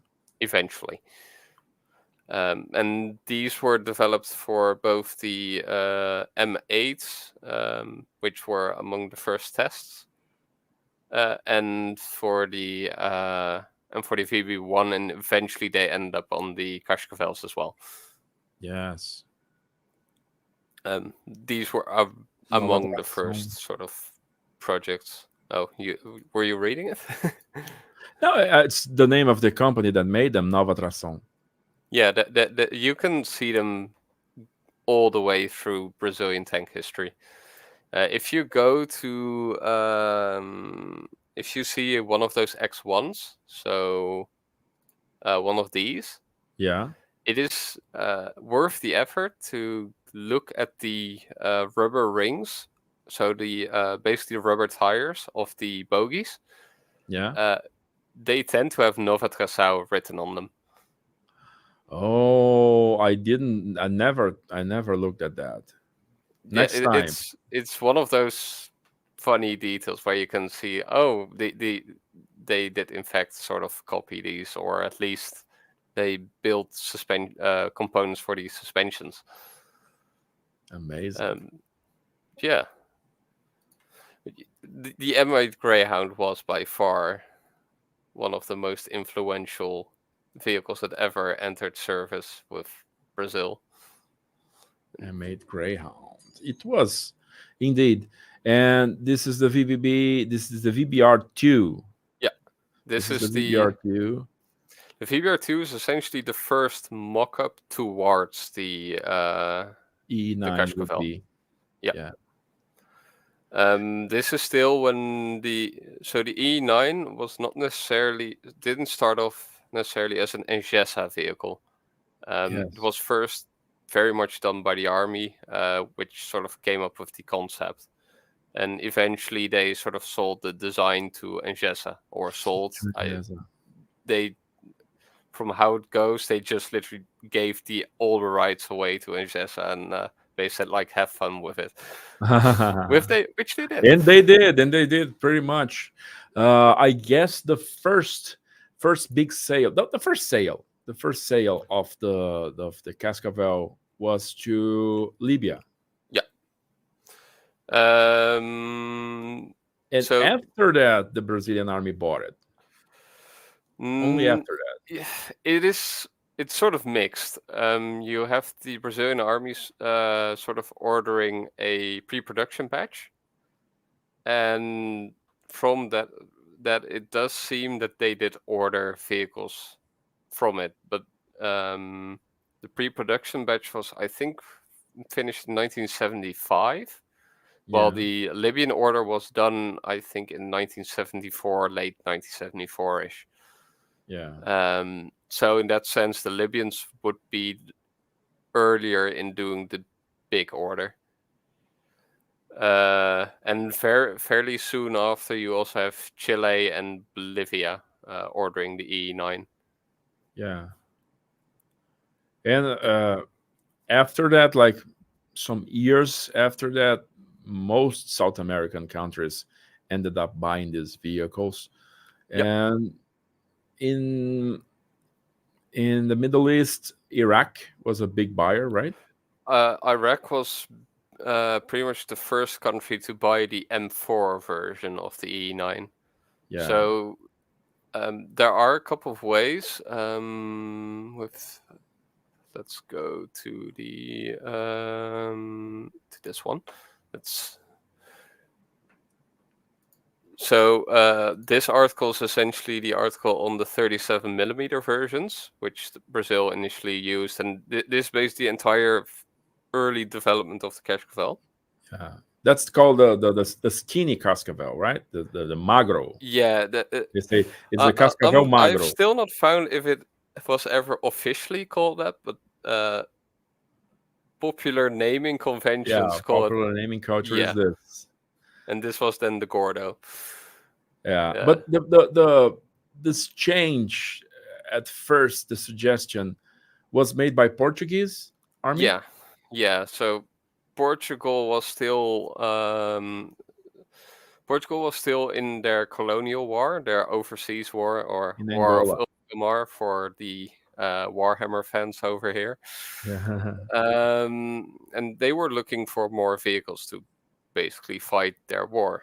And the first Cascavel, or one of the prototypes, was trialed in Portugal, and they were enthusiastic, but they were looking at the very apparent flaw of it still having a 37mm, while basically everyone drove around with a 90mm gun at that point. And they pointed out, like, if you want this, as long as you can put a 90mm gun and turret on it, like the AML-90s. And so Brazil did. And they went to Portugal, and I think a few months after they arrived, the coup happened in Portugal, and they had to back up ship, and they went to Libya and managed to sell it there instead. But it was even before that, they were considering. The army was debating for a very long time what kind of armament to put on there. Do we want an autocannon? Do we want a cannon? But it seems that it took until 1977 for them to actually decide if they wanted a 90mm or not. And at that point, Libya had already 400 vehicles with 90mm guns. The Chileans had like 70 vehicles with 90mm guns. The Bolivians had a whole bunch. I have like a list here even. Bolivia, 24. So 200. Yeah. A lot. So since everybody's buying the 90s, that we might as well buy it. Yeah. And Iraq was the first country to buy the so-called M4 version. Yeah. So the M2 and the M3s are very recognizable in the sense that let's go a little bit down here. They have like the headlights on top of the plates here. Yes. That is a very easy thing to distinguish an M2 or an M3 with. There are some small details how you can keep M2s and M3 Cascavels apart from each other. It's difficult. Eventually you go to the M4, and Iraq seems to be the one that actually bought it, was the first country to buy it. Yes. And the M4 offers a huge amount of improvements. You get a better transmission in there that can handle a Detroit engine, which instead of like 170 horsepower, it can handle 212 horsepower. A completely newly redesigned turret. So now your turret is designed to more properly accommodate a laser rangefinder, but also to accommodate passive day-night sights. so your gunner can actually now see in the dark. Oh, And the commander can get like a small commander's cupola for himself, which can also house a commander's day night sight. Actually, I can just ET90. Let's get the manual. There we go. So, so here you have like the extra cupola, and you have like a machine gun on there that could be fired from the inside of the cupola. The Iraqis very specifically also got the cupolas. So this cupola has like a 7.62 machine gun, but the Iraqis supposedly were fans of the .50s. Because they were in the Iraq-Iran war, they were supposedly having trouble dealing with helicopters. Yes. So they just, as a last sort of resort of defense, they just started mounting .50 machine guns on everything. Yeah. To counter the Yeah, so apparently helicopters are doing pop-up attacks. That basically means that the helicopter will fly Iranian very helicopters. Low. Iranian helicopters. Yeah. And apparently that basically meant that a pop-up attack is that the helicopter will fly very low over the ground, and then suddenly appear and then attack the convoy. And by doing this way, the convoy in theory has almost no time to respond to the attack. And as one of the solutions to this problem was basically, let's just mount heavy machine guns on every vehicle we have in a convoy, because air defense will take time to set up. Part of this is why the let's get this one, is why this vehicle was designed, which is the anti-air EE9, which was supposed to deal with this issue. And here you can also see the .50 assembled there. Yeah. And an autocannon there. Yeah, 25mm autocannon. So the M4, and you can easily recognize an M4 because in the sense that they have the headlights mounted in the front. And the most important thing to distinguish an M4 from an M5 or an M6 or an M7 is the exhaust over here. The exhaust in the back. Yeah, so the Detroits all seem to have the exhaust in the rear, the exhaust pipe. Yeah. And it seems that only the M4s have ever used the Detroit engine. All the other vehicles use the OM352A engine from Mercedes-Benz, and they all have the exhaust here in the side. Oh, okay. It's I've spent quite a bit of time trying to figure out how you could identify the difference from one version to the other. Outside. It's a challenge. Man, you really digged in this Injeza vehicles, this Cascavels and Eurotus thing. Amazing work. Congratulations. Because to be fair, I can't take full credit of this because you have other guys people, like Expedito that has done a tremendous amount of work. Yeah, Professor Expedito, he is like. I've had help from a lot of I read his material for like 20 years. It's amazing.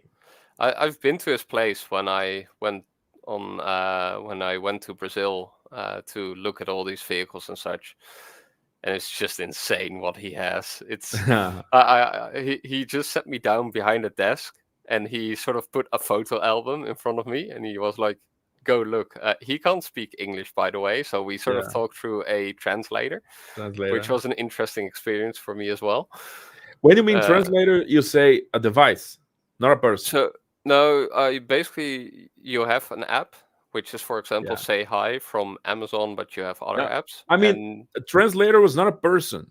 no, yeah. Eventually, some family came along and they could sort of translate. But yeah, we basically talked through each other by speaking in the phone, and then it would translate it, and then we were like, oh yeah, That's great. That's great. and he sort of put a photo album in front of me and was like, yeah, go look. And while I was looking, more photo albums were appearing on like the desk, and eventually there was like a stack like this large My of God. all photo albums, and yeah, it was really interesting to see. Oh But my. also, I've got a lot of help from Ingesa employees, from guys in the army. Yeah, this is I can't claim credit to this. Have you All being spoken? my work. Have you spoken with Kiyohara, Edson Kiyohara? Yeah, I have through Facebook a couple of times. Yeah. I've also spoken to Flavio Bernardini.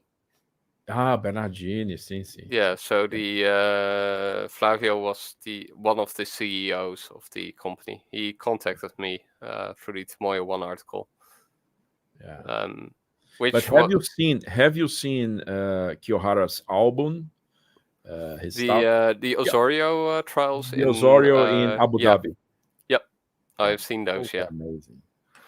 those were really interesting to see. Those are really interesting photos. My God, he was looking for the photo of the Ariete stuck in the sand, and the Osorio pulling the Ariete from the sand. And somebody sent me this photo a little time ago. He was looking for that. But Professor Expedito, he said to me, I interviewed him. Yeah, I remember. And he said to me, I said to him, people say that the Osorio's blueprints are lost because they were all electronic files. They're made in computer. And he said, no, they are here with me. Yeah, he has a lot of stuff. Yeah. They are with you? Okay. Because not me, but people are saying those blueprints are lost. We cannot rebuild the thing. Yeah, but you don't want to rebuild the Osorio to begin with. It's it's outdated. It's yes. It's an outdated project. But from here and there, Brazilian Army has this new Nova Couraça project. Yeah, the new armor. I have tried to be interested in the new Brazilian acquisition projects. I think for a year or two. Yeah. And eventually just drives you insane. Yeah. At times it just doesn't make sense. Can you elaborate on that? Why doesn't it make sense? Part of it is just for example, with the B2 Centauro deal, the B2 Centauro is an amazing vehicle. It was also the most sensible candidate of them all that were proposed, from interchangeability to capability. And you already had an Iveco plant running in Brazil, so it makes sense. And then you've got the political parties sort of trying to block the sale with reasons that were completely contrary to what was actually happening. And I was like, what? But also with the Leopard 1 modernization and the acquisition numbers of the new main battle tank. So a lot of the projects of acquisition are spread out from now until 2040. And then they get like 2 or 3 vehicles a year. And like, why? 2 or 3 vehicles a year? Yeah, I think the numbers from one of the Tecno Defesa articles on it, that the numbers of the new tank were currently around 70 or something, which just doesn't make sense because the doctrinal need is for like 200 to 250 tanks. So why 76? Why bother to buy just 76? Yeah, And the modernization of the Leopard 1 has been, in my opinion, and I know this is not a necessarily popular opinion, the Leopard 1 modernization sort of has to be done unless the Brazilian army actually comes up with a sale that they will actually buy 200 to 250 vehicles in a proper timeline, not until 2040 that they have 76 tanks by 2040. That just doesn't work. Because the Leopard 1A5 fleet is suffering. I think at some point they published readiness numbers, and it was not great. My God. And I think the thing what I was most annoyed about is that they put forward the reasoning that they won't modernize them because of the conflict in Ukraine, that all the spare parts were gone. But this seems weird because from what I know from talking with people on the Leopard 1s in Brazil is that the drivetrains were all fine. The only thing that wasn't fine anymore on the Leopard 1s was the fire control system. But that is exactly the thing they would be replacing with the modernization. Yeah. So it's eventually, plus how long everything takes, it just, yeah. I'd rather than focus on my articles on the Cold War. I can write those. Nothing strange happens with those anymore. Yeah, except for the Sakuri. But Yeah. okay. But you have I have the same feeling. I like history back there. It's all on the table, beginning, middle, and end. You can write about it and be certain of the results of the finishing. But with this current status things, current politics, it's so tiresome. I get tired. We're doing this and then we're not doing this, and we may be doing this and then we're not. I wrote an article on the Guaranis. Yes, Guaranis. And I still have to update it because that is one of the issues when you're riding on a modern vehicle. Yeah. You have to update it. Constantly. Not constantly, but every now and then you have to update it, and I haven't updated it for I think 3 years now. And a lot has happened. Yes. But you're saying you're talking briefly about how the Sakuri is still a developing topic, and the Sakuri for us is perhaps the most awesome vehicle, the most beautiful it is a vehicle, really cool vehicle ever developed in Brazil. It's a tank killer. It's like, because I do have some. Yeah, this is like an Injexco file. So basically, Injexco was the export branch of Engesa, and these were files. These come from Bovington. A friend of mine, Ed Francis, he has a YouTube channel, Armored Archives. He knows a whole lot on British stuff. It's amazing. But he used to work at Bovington, and he still had these in his personal archive. And these are sort of technical brochures from Injexco. And this one is on the Sakuri, for example. So you have, let's go here, the whole turret. So you have like the ET-153 man turret with the Automalaga soft recoil gun. So it uses the same gun as the one on the Centauro. Yeah. In fact, I managed to get in contact with one of the guys from Automalaga who worked on the project with Engesa for the Sakuri. And it seems that so basically Automalaga was only supposed to supply the gun, but in sort of being there in the talks, they apparently gave some more. They gave a little bit more information than they were supposed to. So it's one of the most noticeable details for the E18 Sakuri is the gun shield. The gun shield is exactly the same, or almost exactly the same, as the one on the Centauro. And it turns out, yeah. Wow.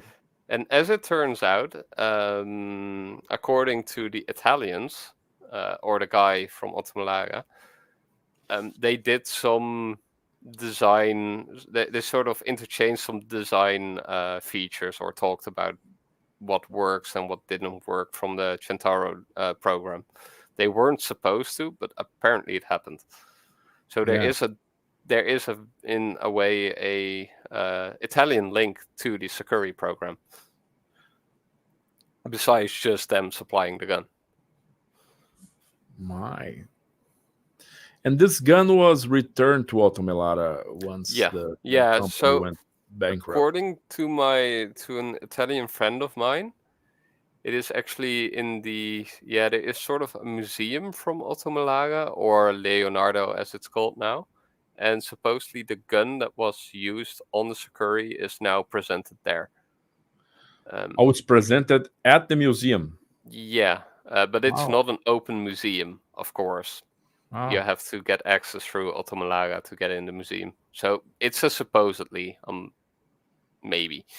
That's why we never had a photo of it.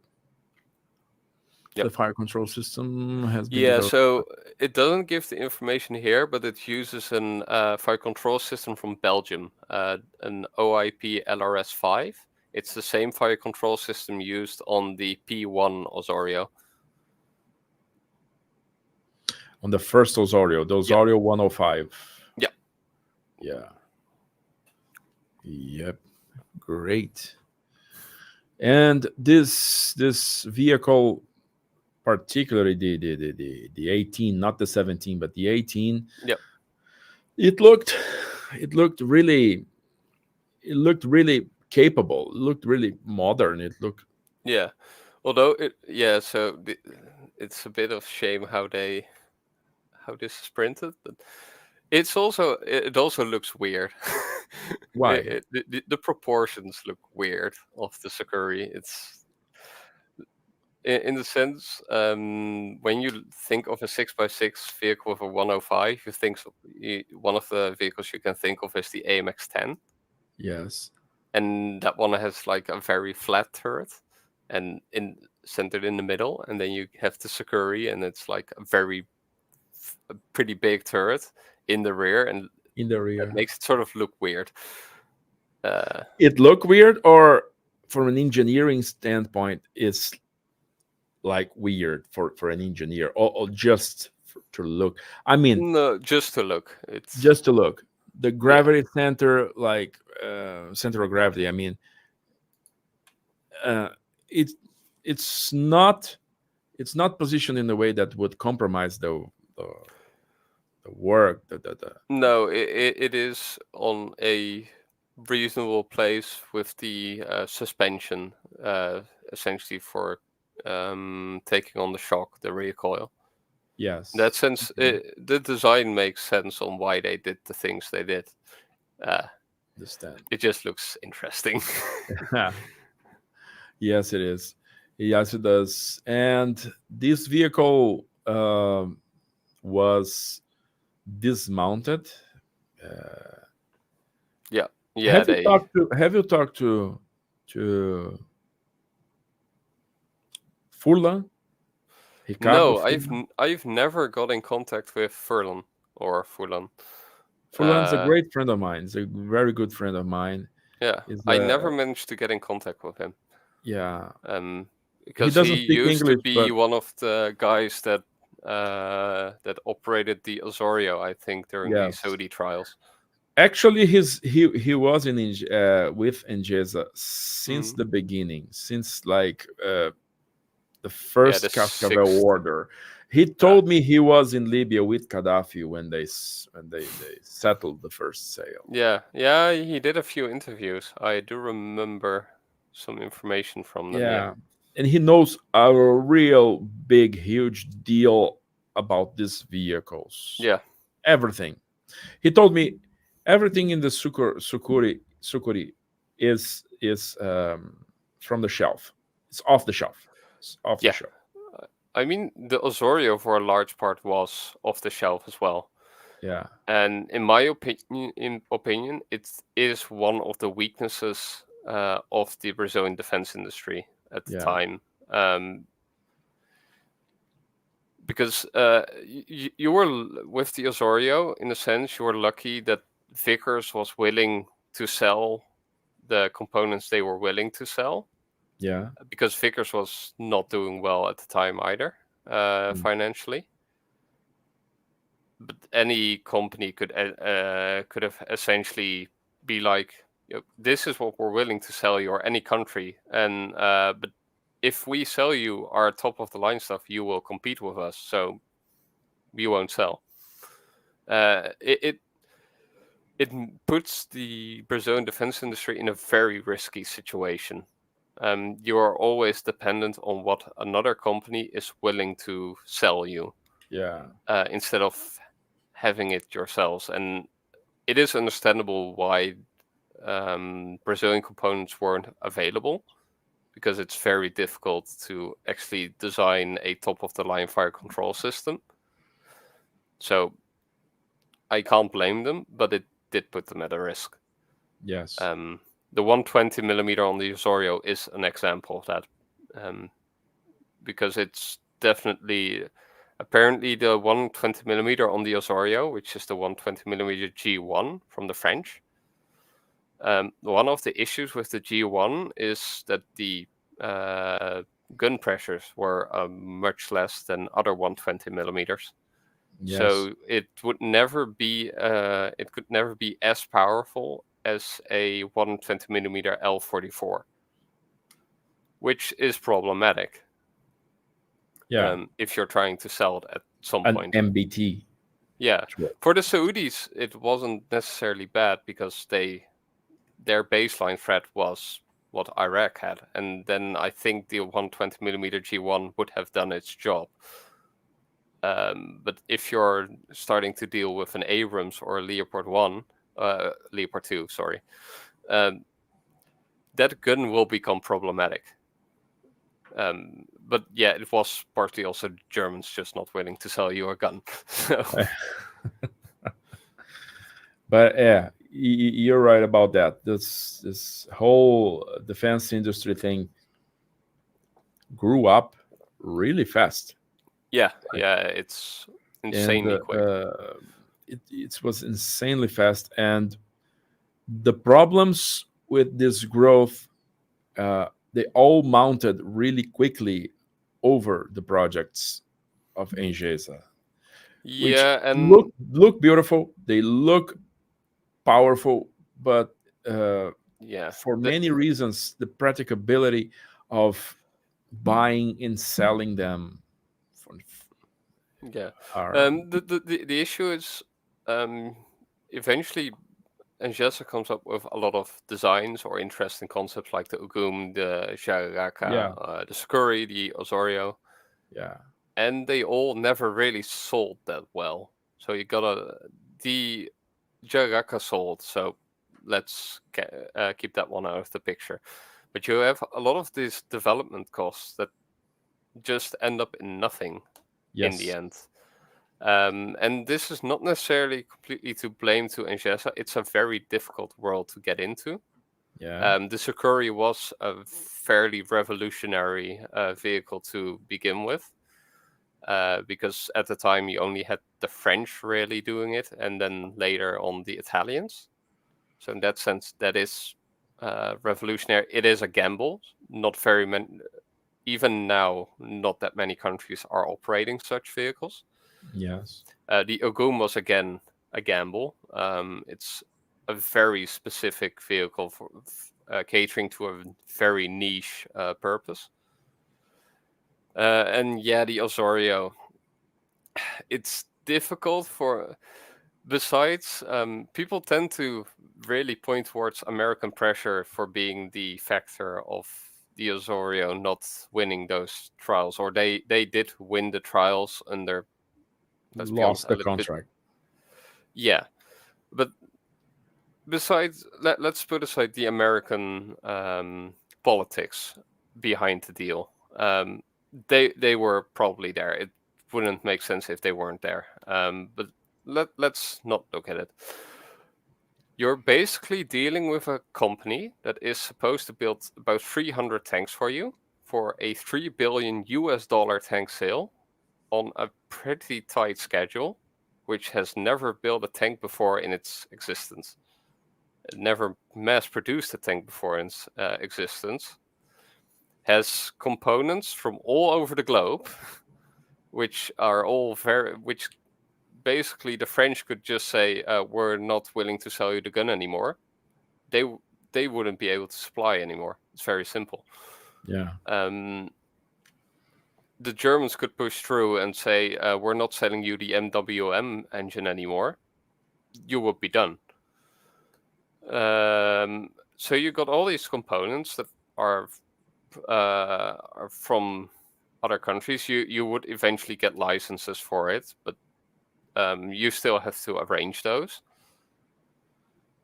And Engesa, at the time, there were already news articles appearing that they were financially not doing all that well. Are you, as a country, willing to gamble on such a company to give it a $3 billion contract? Yeah. I doubt it, to be honest. Yeah.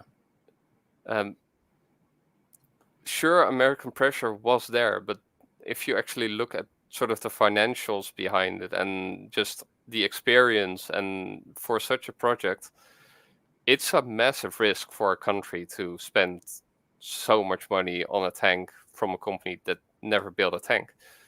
It's difficult. Yeah. Let alone the gun technically underperforming compared to an L-44. Yeah. And the reasons are much more complex than popular. It is too easy to blame the Americans for it. Yes, that's the deal. You are ignoring a whole lot of other factors that you can take into account why it was very difficult for Engesa to sell the Osorio.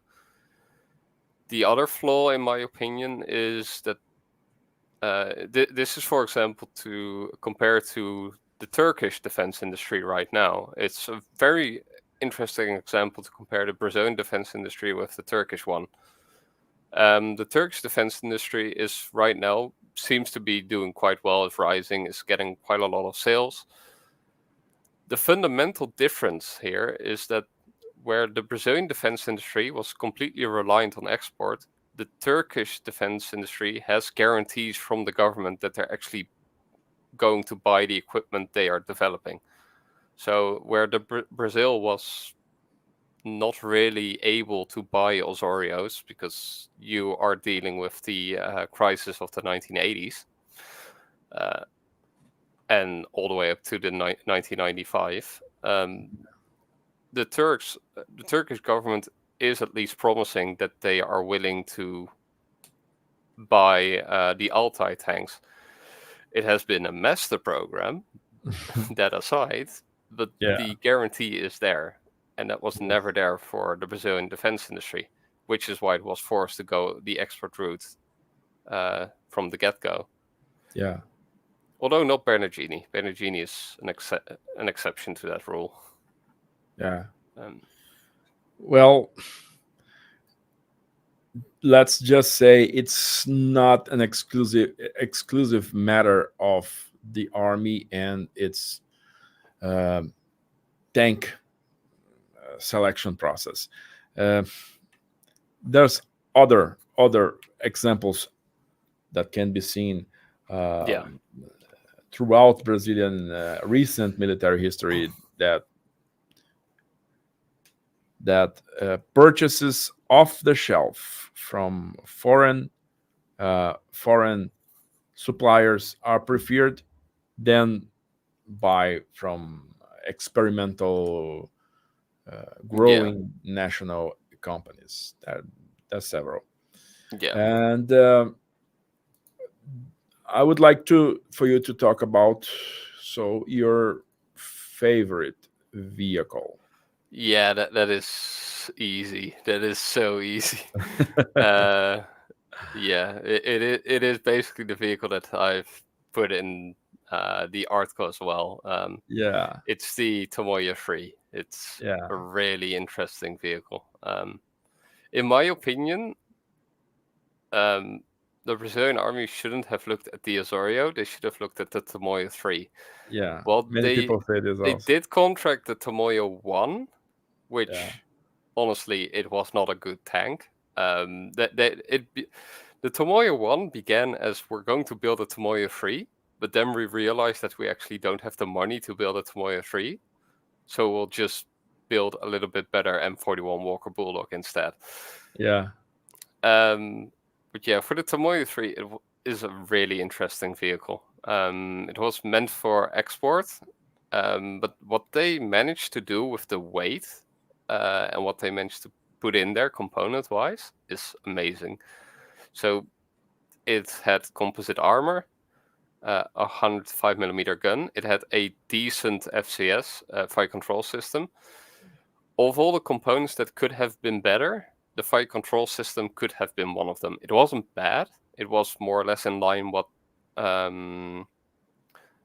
Engesa had on the 105mm Osorio. The fire control system, so the brains of the fire control system, the computer was a little bit worse, but in principle they were sort of the same. Yeah. But it only weighed 35 tons. Real lightweight. It's a really light vehicle, and one of the things I wanted to do, I posted. So I have a YouTube channel. I don't do much with it, but I do post every now and then something. Yeah. And I did a full walk around of the Tomoya 3, and I sort of go past it. And one of the things I wanted to do with the Tomoya 3 was measure its armor. So this is the turret cheeks. So you have like the cannon in the middle, and then you have like the two angled cheeks. Yes. And one of the things we wanted to know, like, how thick is that exactly? And it turns out that you have like two steel plates here. So this is a steel plate over here. Yes. And then you have another steel plate over here. They welded two plates of 27mm together. And then you'll have a cavity, and then again 2 plates of 27mm each. So in total, it seems that it's about 160 to 170 millimeter in sort of true thickness in that sense. And we're still not completely sure. I've asked the owner to see if, so I've asked Carlos if you could hit the cavity here with a hammer to see if we could hear a hollow sound. Sadly, we couldn't, which was a little bit of a shame. But if there was composite there, it's a pretty well armored vehicle for its weight. It seems to have about equivalent armor of a Leopard 1, a little bit better because it has some form of composite in there, or should have. Yeah. Which makes it really good. And this was part of the reason why I wanted to visit it. So this is, for example, me measuring a plate. This is an ultrasonic measuring gauge. One of the issues when you're measuring armor or steel for a vehicle is you can try to do it with calipers, so base or a measuring tape. Yeah. Or but the problem with that is the moment somebody has neatly welded stuff together, you can't actually measure the plate thickness anymore because the plates all match up and you just can't measure it. What you can do is get an ultrasonic measuring gauge. And essentially what it does, you have like the probe, which I have in my hand here. Yeah. and you get like a gel, sort of the same gel as you use for an ultrasonics thing for babies. Yeah, and you put the probe on the steel, and it sends out like a sound wave in the steel, and then that bounces back, and then you get the thickness of the steel. Yeah. And this is how you can measure vehicles without actually, which you couldn't measure with calipers. Yeah. You can't measure different materials than steel with it, but you can at least get the steel outer casing. And if you then measure what I did here, if you then get like a rolling tape for this, you can measure the total thickness of it. Great. And you can get some ideas of what the actual thickness is of the armor. And I also did this for the Osorio and the Jararaca and Ogum and the X1. You measured all of them? Yeah. Great. I basically planned out 3 weeks to see and measure every vehicle I needed to see. So yeah, because this was one of the things. This is, in my opinion, one of the bigger additions to the research of Brazilian tanks. Armor measurements or technical details are not that well documented in sourcing in Brazil. Yeah. So I took it upon myself to go to Brazil myself and measure it up, and then publish it in articles. Yeah. Which I did. Not something that the regular tourist would come here to do. No, it has. So that has been sort of complicated to explain. Yeah. It's the same. I think no tourist would ever end up in Santa Maria in Rio Grande do Sul. Yeah. Unless you are interested in tanks, but otherwise nobody would ever go there, I think. Yeah, it's like this. It's a city that has no important touristic features. Nothing. I think I did all the sites. It's an industrial city. It's an industrial city with big universities. Yeah. I think I did all the touristic things there in like 6 hours. 6 hours. And yeah. And then you got to see the tanks and measure all of them. Yeah. So among the things, so I went to the it was pouring rain, right? Yeah. So eventually they got the Leopard 1A5 and they placed the Osorio under the roof here, so I could actually measure without being completely poured in the rain. It rained really heavily that day. So yeah,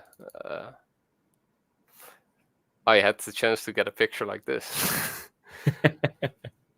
I have one such picture with this Osorio. It was still in the colors of Brazilian Army. Yeah. And where is that photo, man? I keep losing that photo. One of the fun things with this one is, like with the Tomoyo 3, I also wanted to figure out if this Osorio had something of composite armor. Yes. So I asked the guys from the army there, like, could you give me some rubber hammers so I can basically whack the turret of the Osorio and then hear if it sounded hollow or not. And while I was there, so the first hammer appears, and a couple of minutes, 2 more hammers appear, and eventually I had like 5 rubber hammers sitting in front of me. I was like, I just asked for 1, people, not 5. But it was really nice. And then something interesting happened, because I then actually started measuring stuff, and I started hitting the turret, and the turret sounded hollow. And the front hull armor sounded hollow. And when I measured up the sort of the outer plates of the turret, so let's see if I can get a bit better picture of that. I'll have to make do with this one. So when I measured like these plates of the turret and this plate of the hull, they were only 15 millimeters. 15? Yeah, it was really weird. And the upper front plate was only 30 millimeters, and most of the hull seems to have been constructed out of 15 millimeter plate. It's which really surprised me, because we were hoping that what's the nominal armor for this front plate? For the front plate is difficult. For the turret, the maximum line of sight was about 700 millimeters. Yeah. But realistically, because you have to deal with the wedge here, and the interior has like a bit of a strange design feature. Let me see if I can show it. That's the Ogum that is there.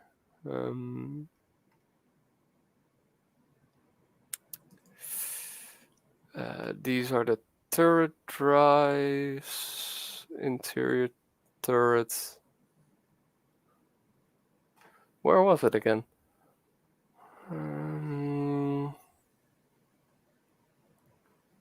It should be the picture where I take... here, yeah. And normally, so if you would look at the Osorio, this is basically where the sight in front sort of ends. And then what we thought is that this plate would go all the way down. But there is some block here. I haven't been able to figure out exactly what it was. But this also seems to scrape some armor out here, which means that in total the actual line of sight of the thickness of the Osorio front turret would have been even less. Wow. It was really surprising. It almost felt that the Osorio in which I stepped in, considering the armor, was more of a technology demonstrator than a full-on prototype. Yeah. This is the first time I hear about this. Yeah, I know it's difficult, but here, for example, this was the hull rear plate. For example, this is the hull plate on the rear. So, but this was 50 millimeters. But I also went to the turret. I did some measurements. Yeah. So this was the hull side. Yeah. Which again 50 millimeters, and here you can sort of see where they double stacked it. So this was 30 millimeters. This is at the turret, so this is a little bit behind halfway the turret. Yes. So from the front to a little bit further than halfway the turret is 30 millimeters, and then you go to 15. It was... Yeah, I actually, because of these measurements, this is, for example, the turret top plate, which is 23 millimeters. I also measured the side. This was another top plate. I think I also have a picture that I measured the turret side, I think. Yeah, that was here. From the interior part, which was, again, 27 millimeters. At some point I was so much doubting the measurements I was getting on the Osorio that I went to a Cashkavel to check if my measurements were actually to check correct. If the instrument was working okay. Yeah, it was actually working. So I'm still not sure why it is what this we're way. saying here. Nobody at the time said that this P2 was like a technology demonstrator, not a proper prototype. No, it indeed seems that the Osorio that we know was not necessarily a full-on production prototype, which we sort of knew, but not in how far in its extent. Yeah. I'm going to be honest, it's difficult in what to do with the information because this is what I've been able to do with some measuring and with hitting a hammer on the turret. I have Yeah. the videos of that, by the way. Yeah. But there are a few things to consider. It still met the requirements to perform in the trials in Saudi Arabia. So the Saudis were fine with this. Which was one of the other things we were hoping, if there is no composite in there, might there be something like a filler in there, a weight simulator for the armor? It doesn't seem so, because we would have expected the cavities to not sound hollow, which is another thing. They sound hollow. If they were totally hollow, it's difficult to prove. If they are actually hollow, it means that the Osorio went to the Saudi trials a couple of tons underweight than it was supposed to be. Just a couple of tons underweight? About. If we would go from an interview done with Whitaker, the old CEO from Ingesa, he made a claim that the composite package weighed roughly up towards the 4 tons. And considering most of the steel seems to be 15 to 30 millimeter, not really what I would have expected of a tank with a lot of armor. Maybe another ton in steel that would have been added, but that is not something I can give a good estimation on. But still, say the composite armor was gone and we go off the figure from Whitaker. Instead of having a tank weighing around 44 tons, what it was estimated, it suddenly weighs 40 tons.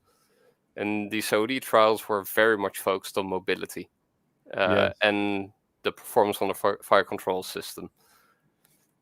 It makes the trials a little bit difficult. But again, do not pin everything on what I'm saying here. This is what I have been able to measure. This is my findings. I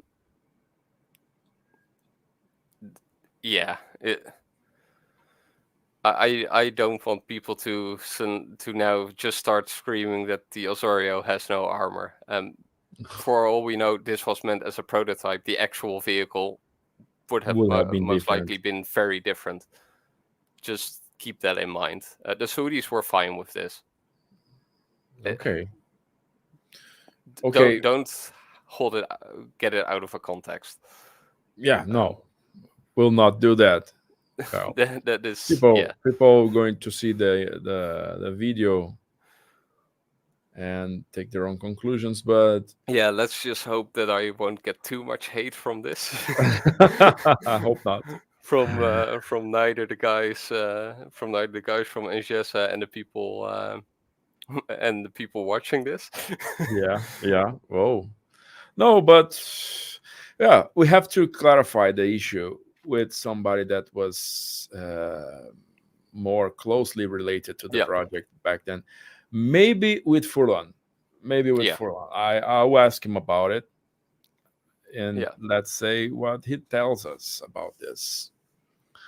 So you say that the nominal armor of the Osorio differs from the armor you actually found on the prototype, but the things that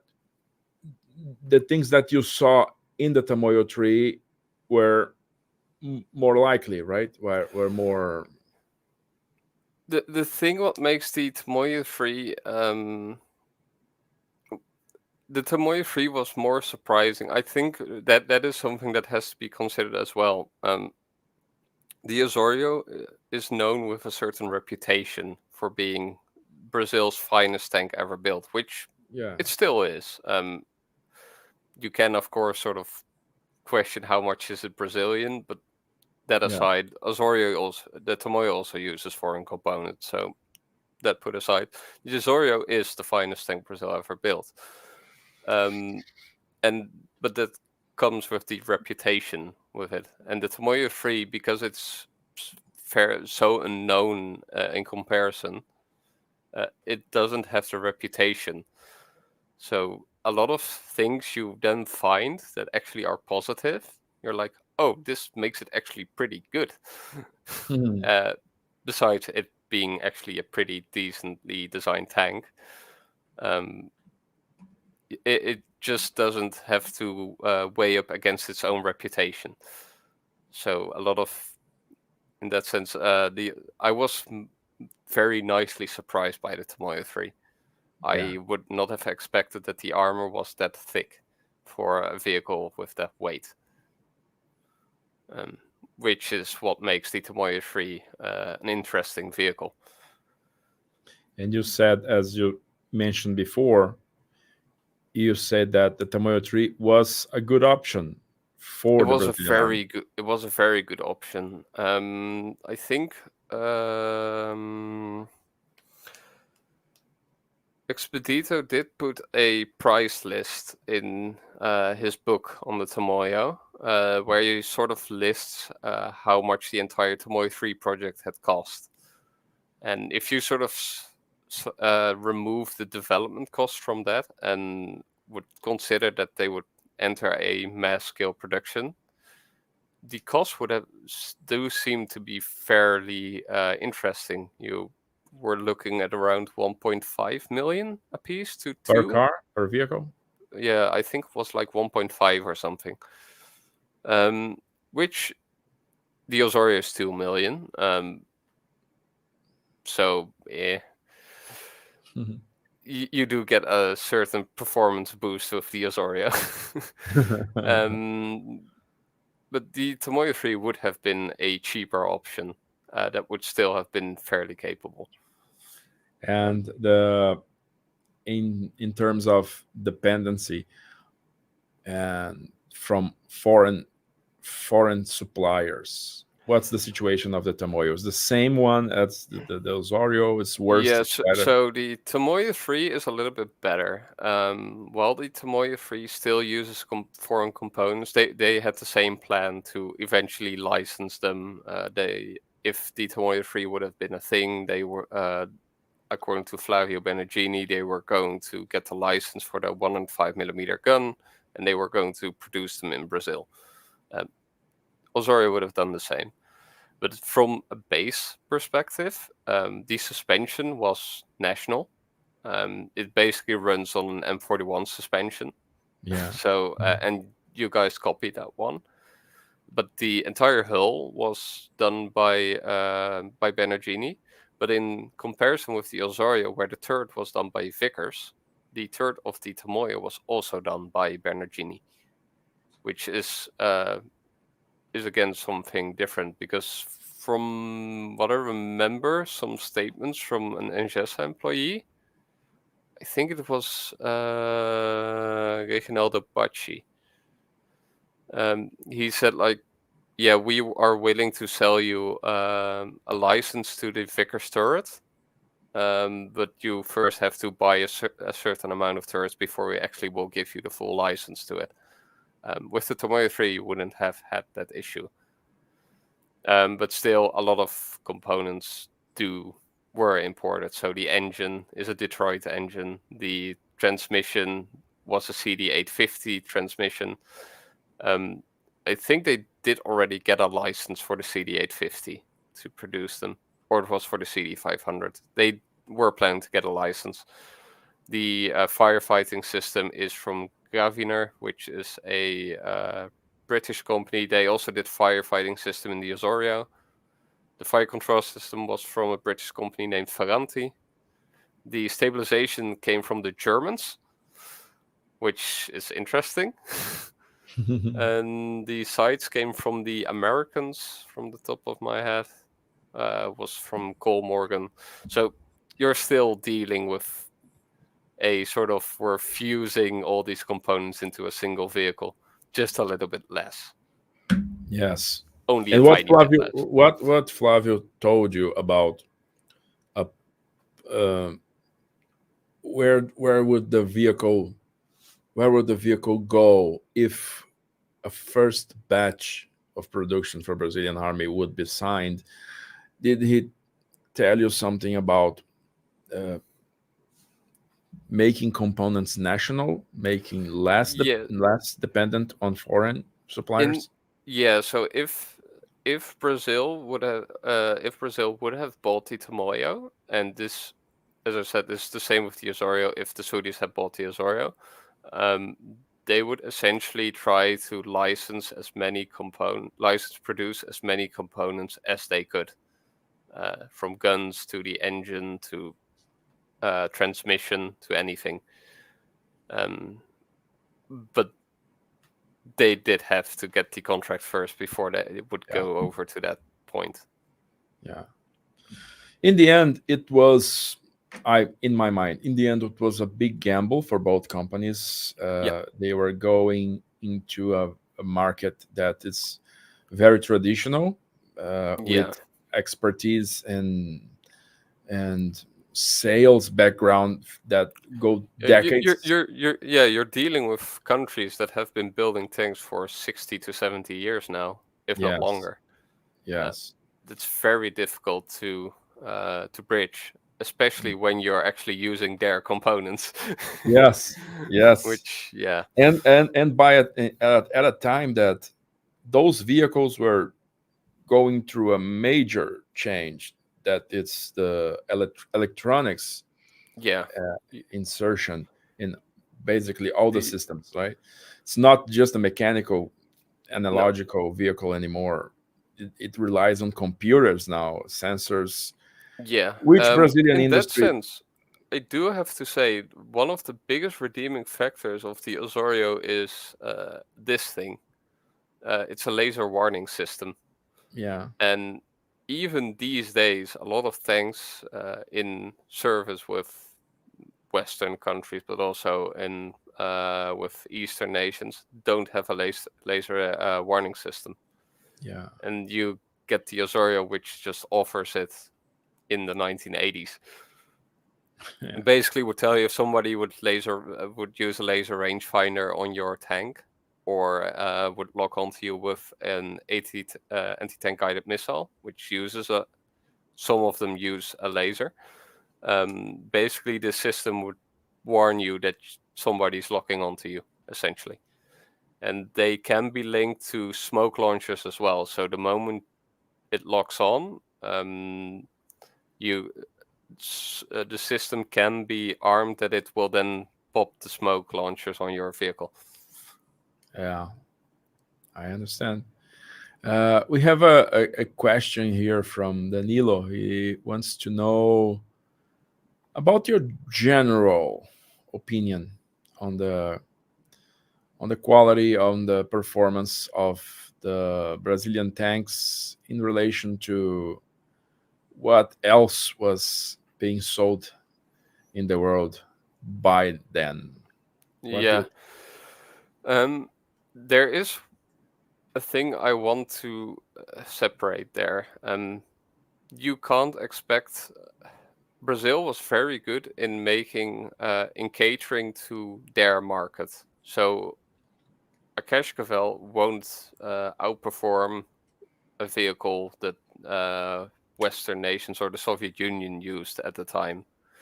But it did very much work to the market they were catering for, the Middle East, for example, which were still very much driving around with old T-55s or with AML 90s.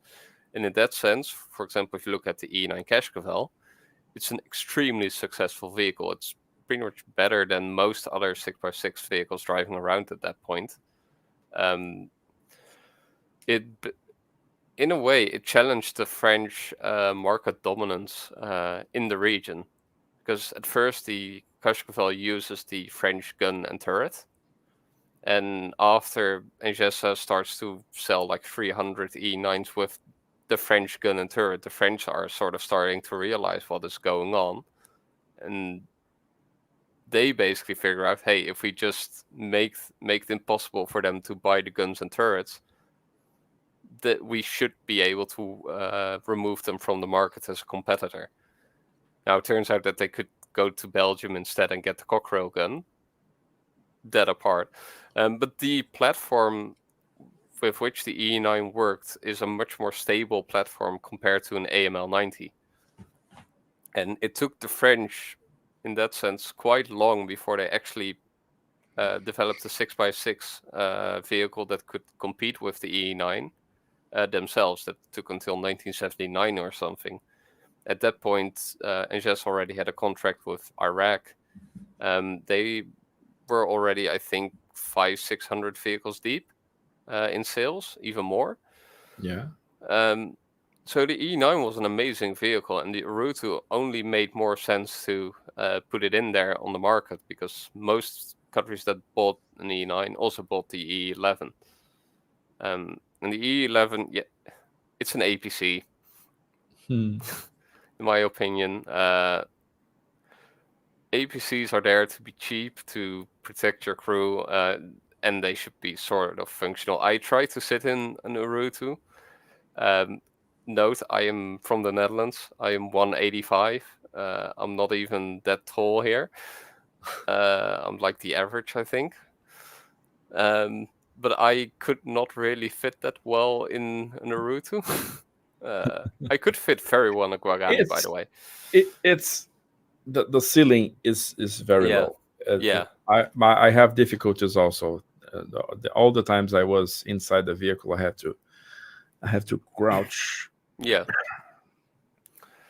And if you look, for example, at the modernization programs, the M41C modernization, if you actually go a little bit more to the export modernization programs from Bernardini, so the export modernization offered extra armor, side skirts, a high velocity cannon. Those are actually very good. They were competing with, they would have competed with other M41 modernizations on the market at the time. The problem is that most countries that wanted an M41 modernization could do it themselves. So, yeah. You couldn't sell a service that everyone knows how to do. Yeah. Yeah. Point in case. And the countries that couldn't do it, for example, Uruguay, they only had 24 vehicles. So 22 actually. That's not really going to save your development costs in that sense. The Tomoyo one is not great for its time. Let's be honest, it's not a great tank. It was an interesting project, but it had all the limitations you could expect with it. The Tomoyo 3 was excellent. For its weight class, you would compare to a TAM from Argentina. The Tomoyo 3 is a little bit heavier, but it offers much more armor in response, which in my opinion makes it a lot better vehicle for that reason. The TAM doesn't have that much armor. It's very little armor.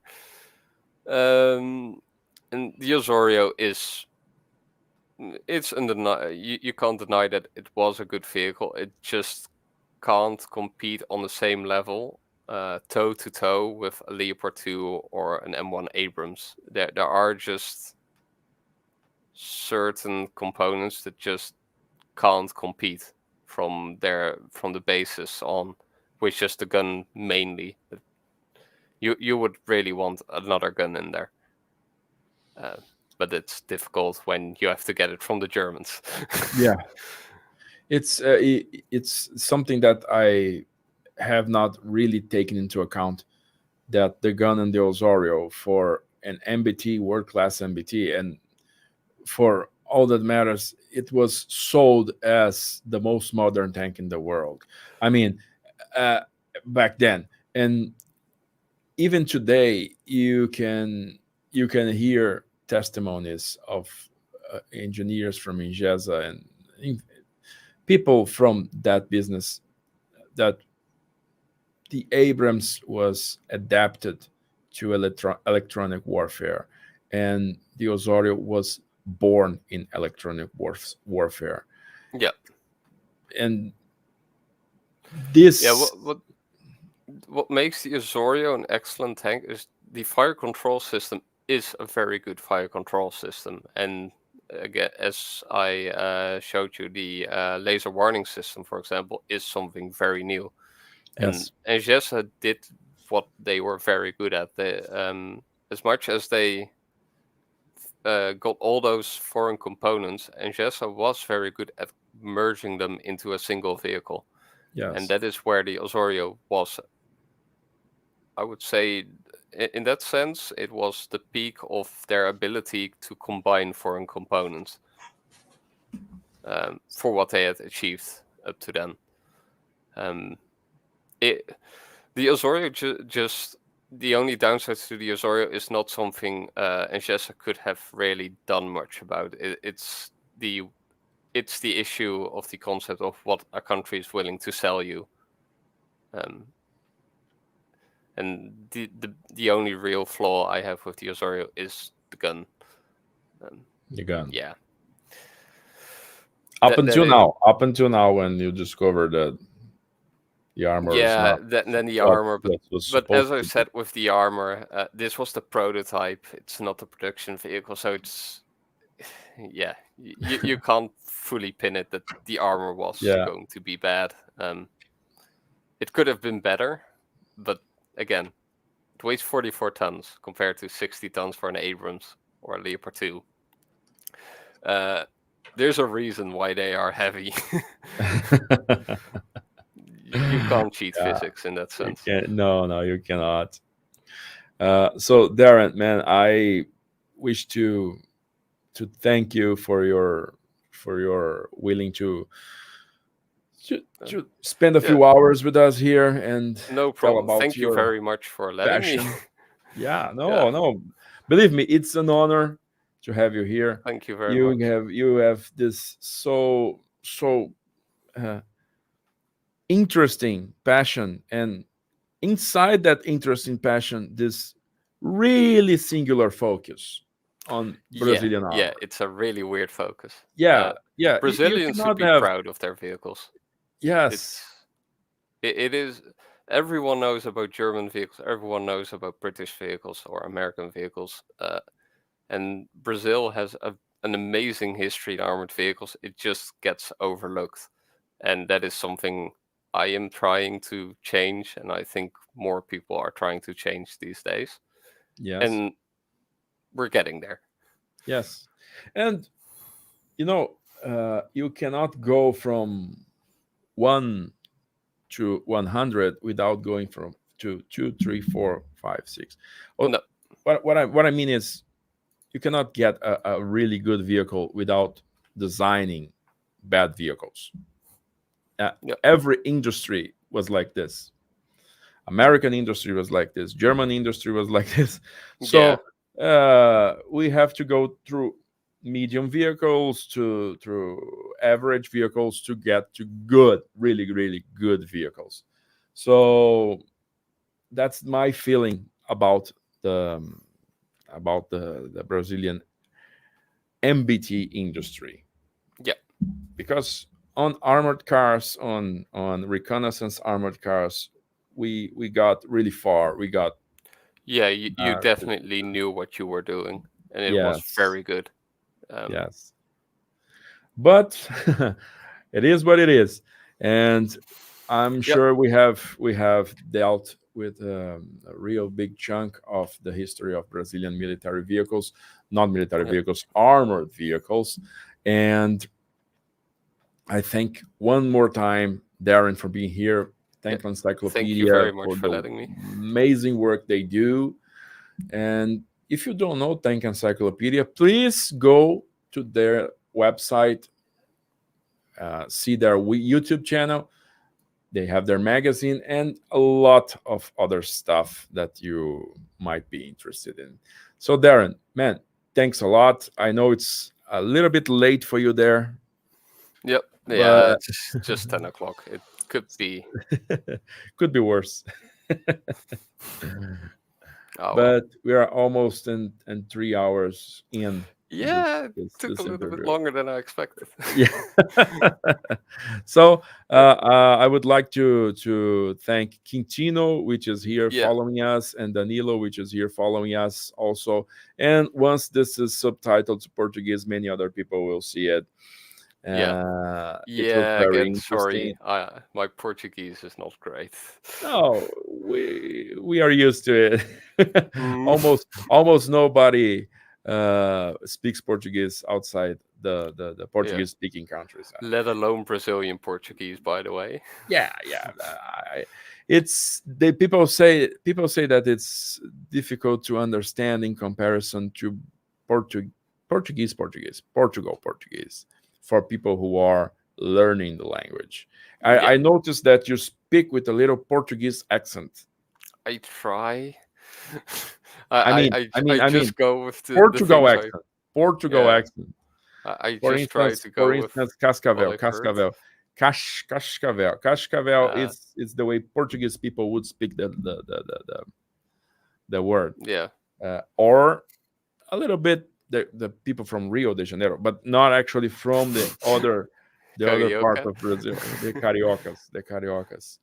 And so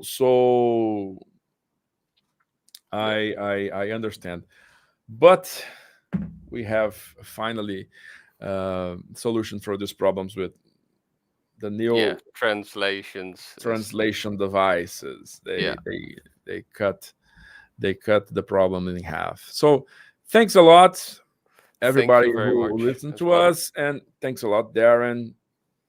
Congratulations for your work, man. It's really amazing. Actually, there's really there's really so much limited material on these vehicles in English that I think there's almost nothing in English. Everybody and the little information that is available is wrong, which makes it worse. Which makes it very worse. But maybe everybody who looks for information on Brazilian armored vehicles, go to your material, go to your article. There are a few YouTube videos I've worked with, but there is I do my best. Yeah, you're doing your best, and you're doing very, very well. Very, very well. Congratulations one more time. Thanks for everybody who followed us until now, and have a great time. See you next time.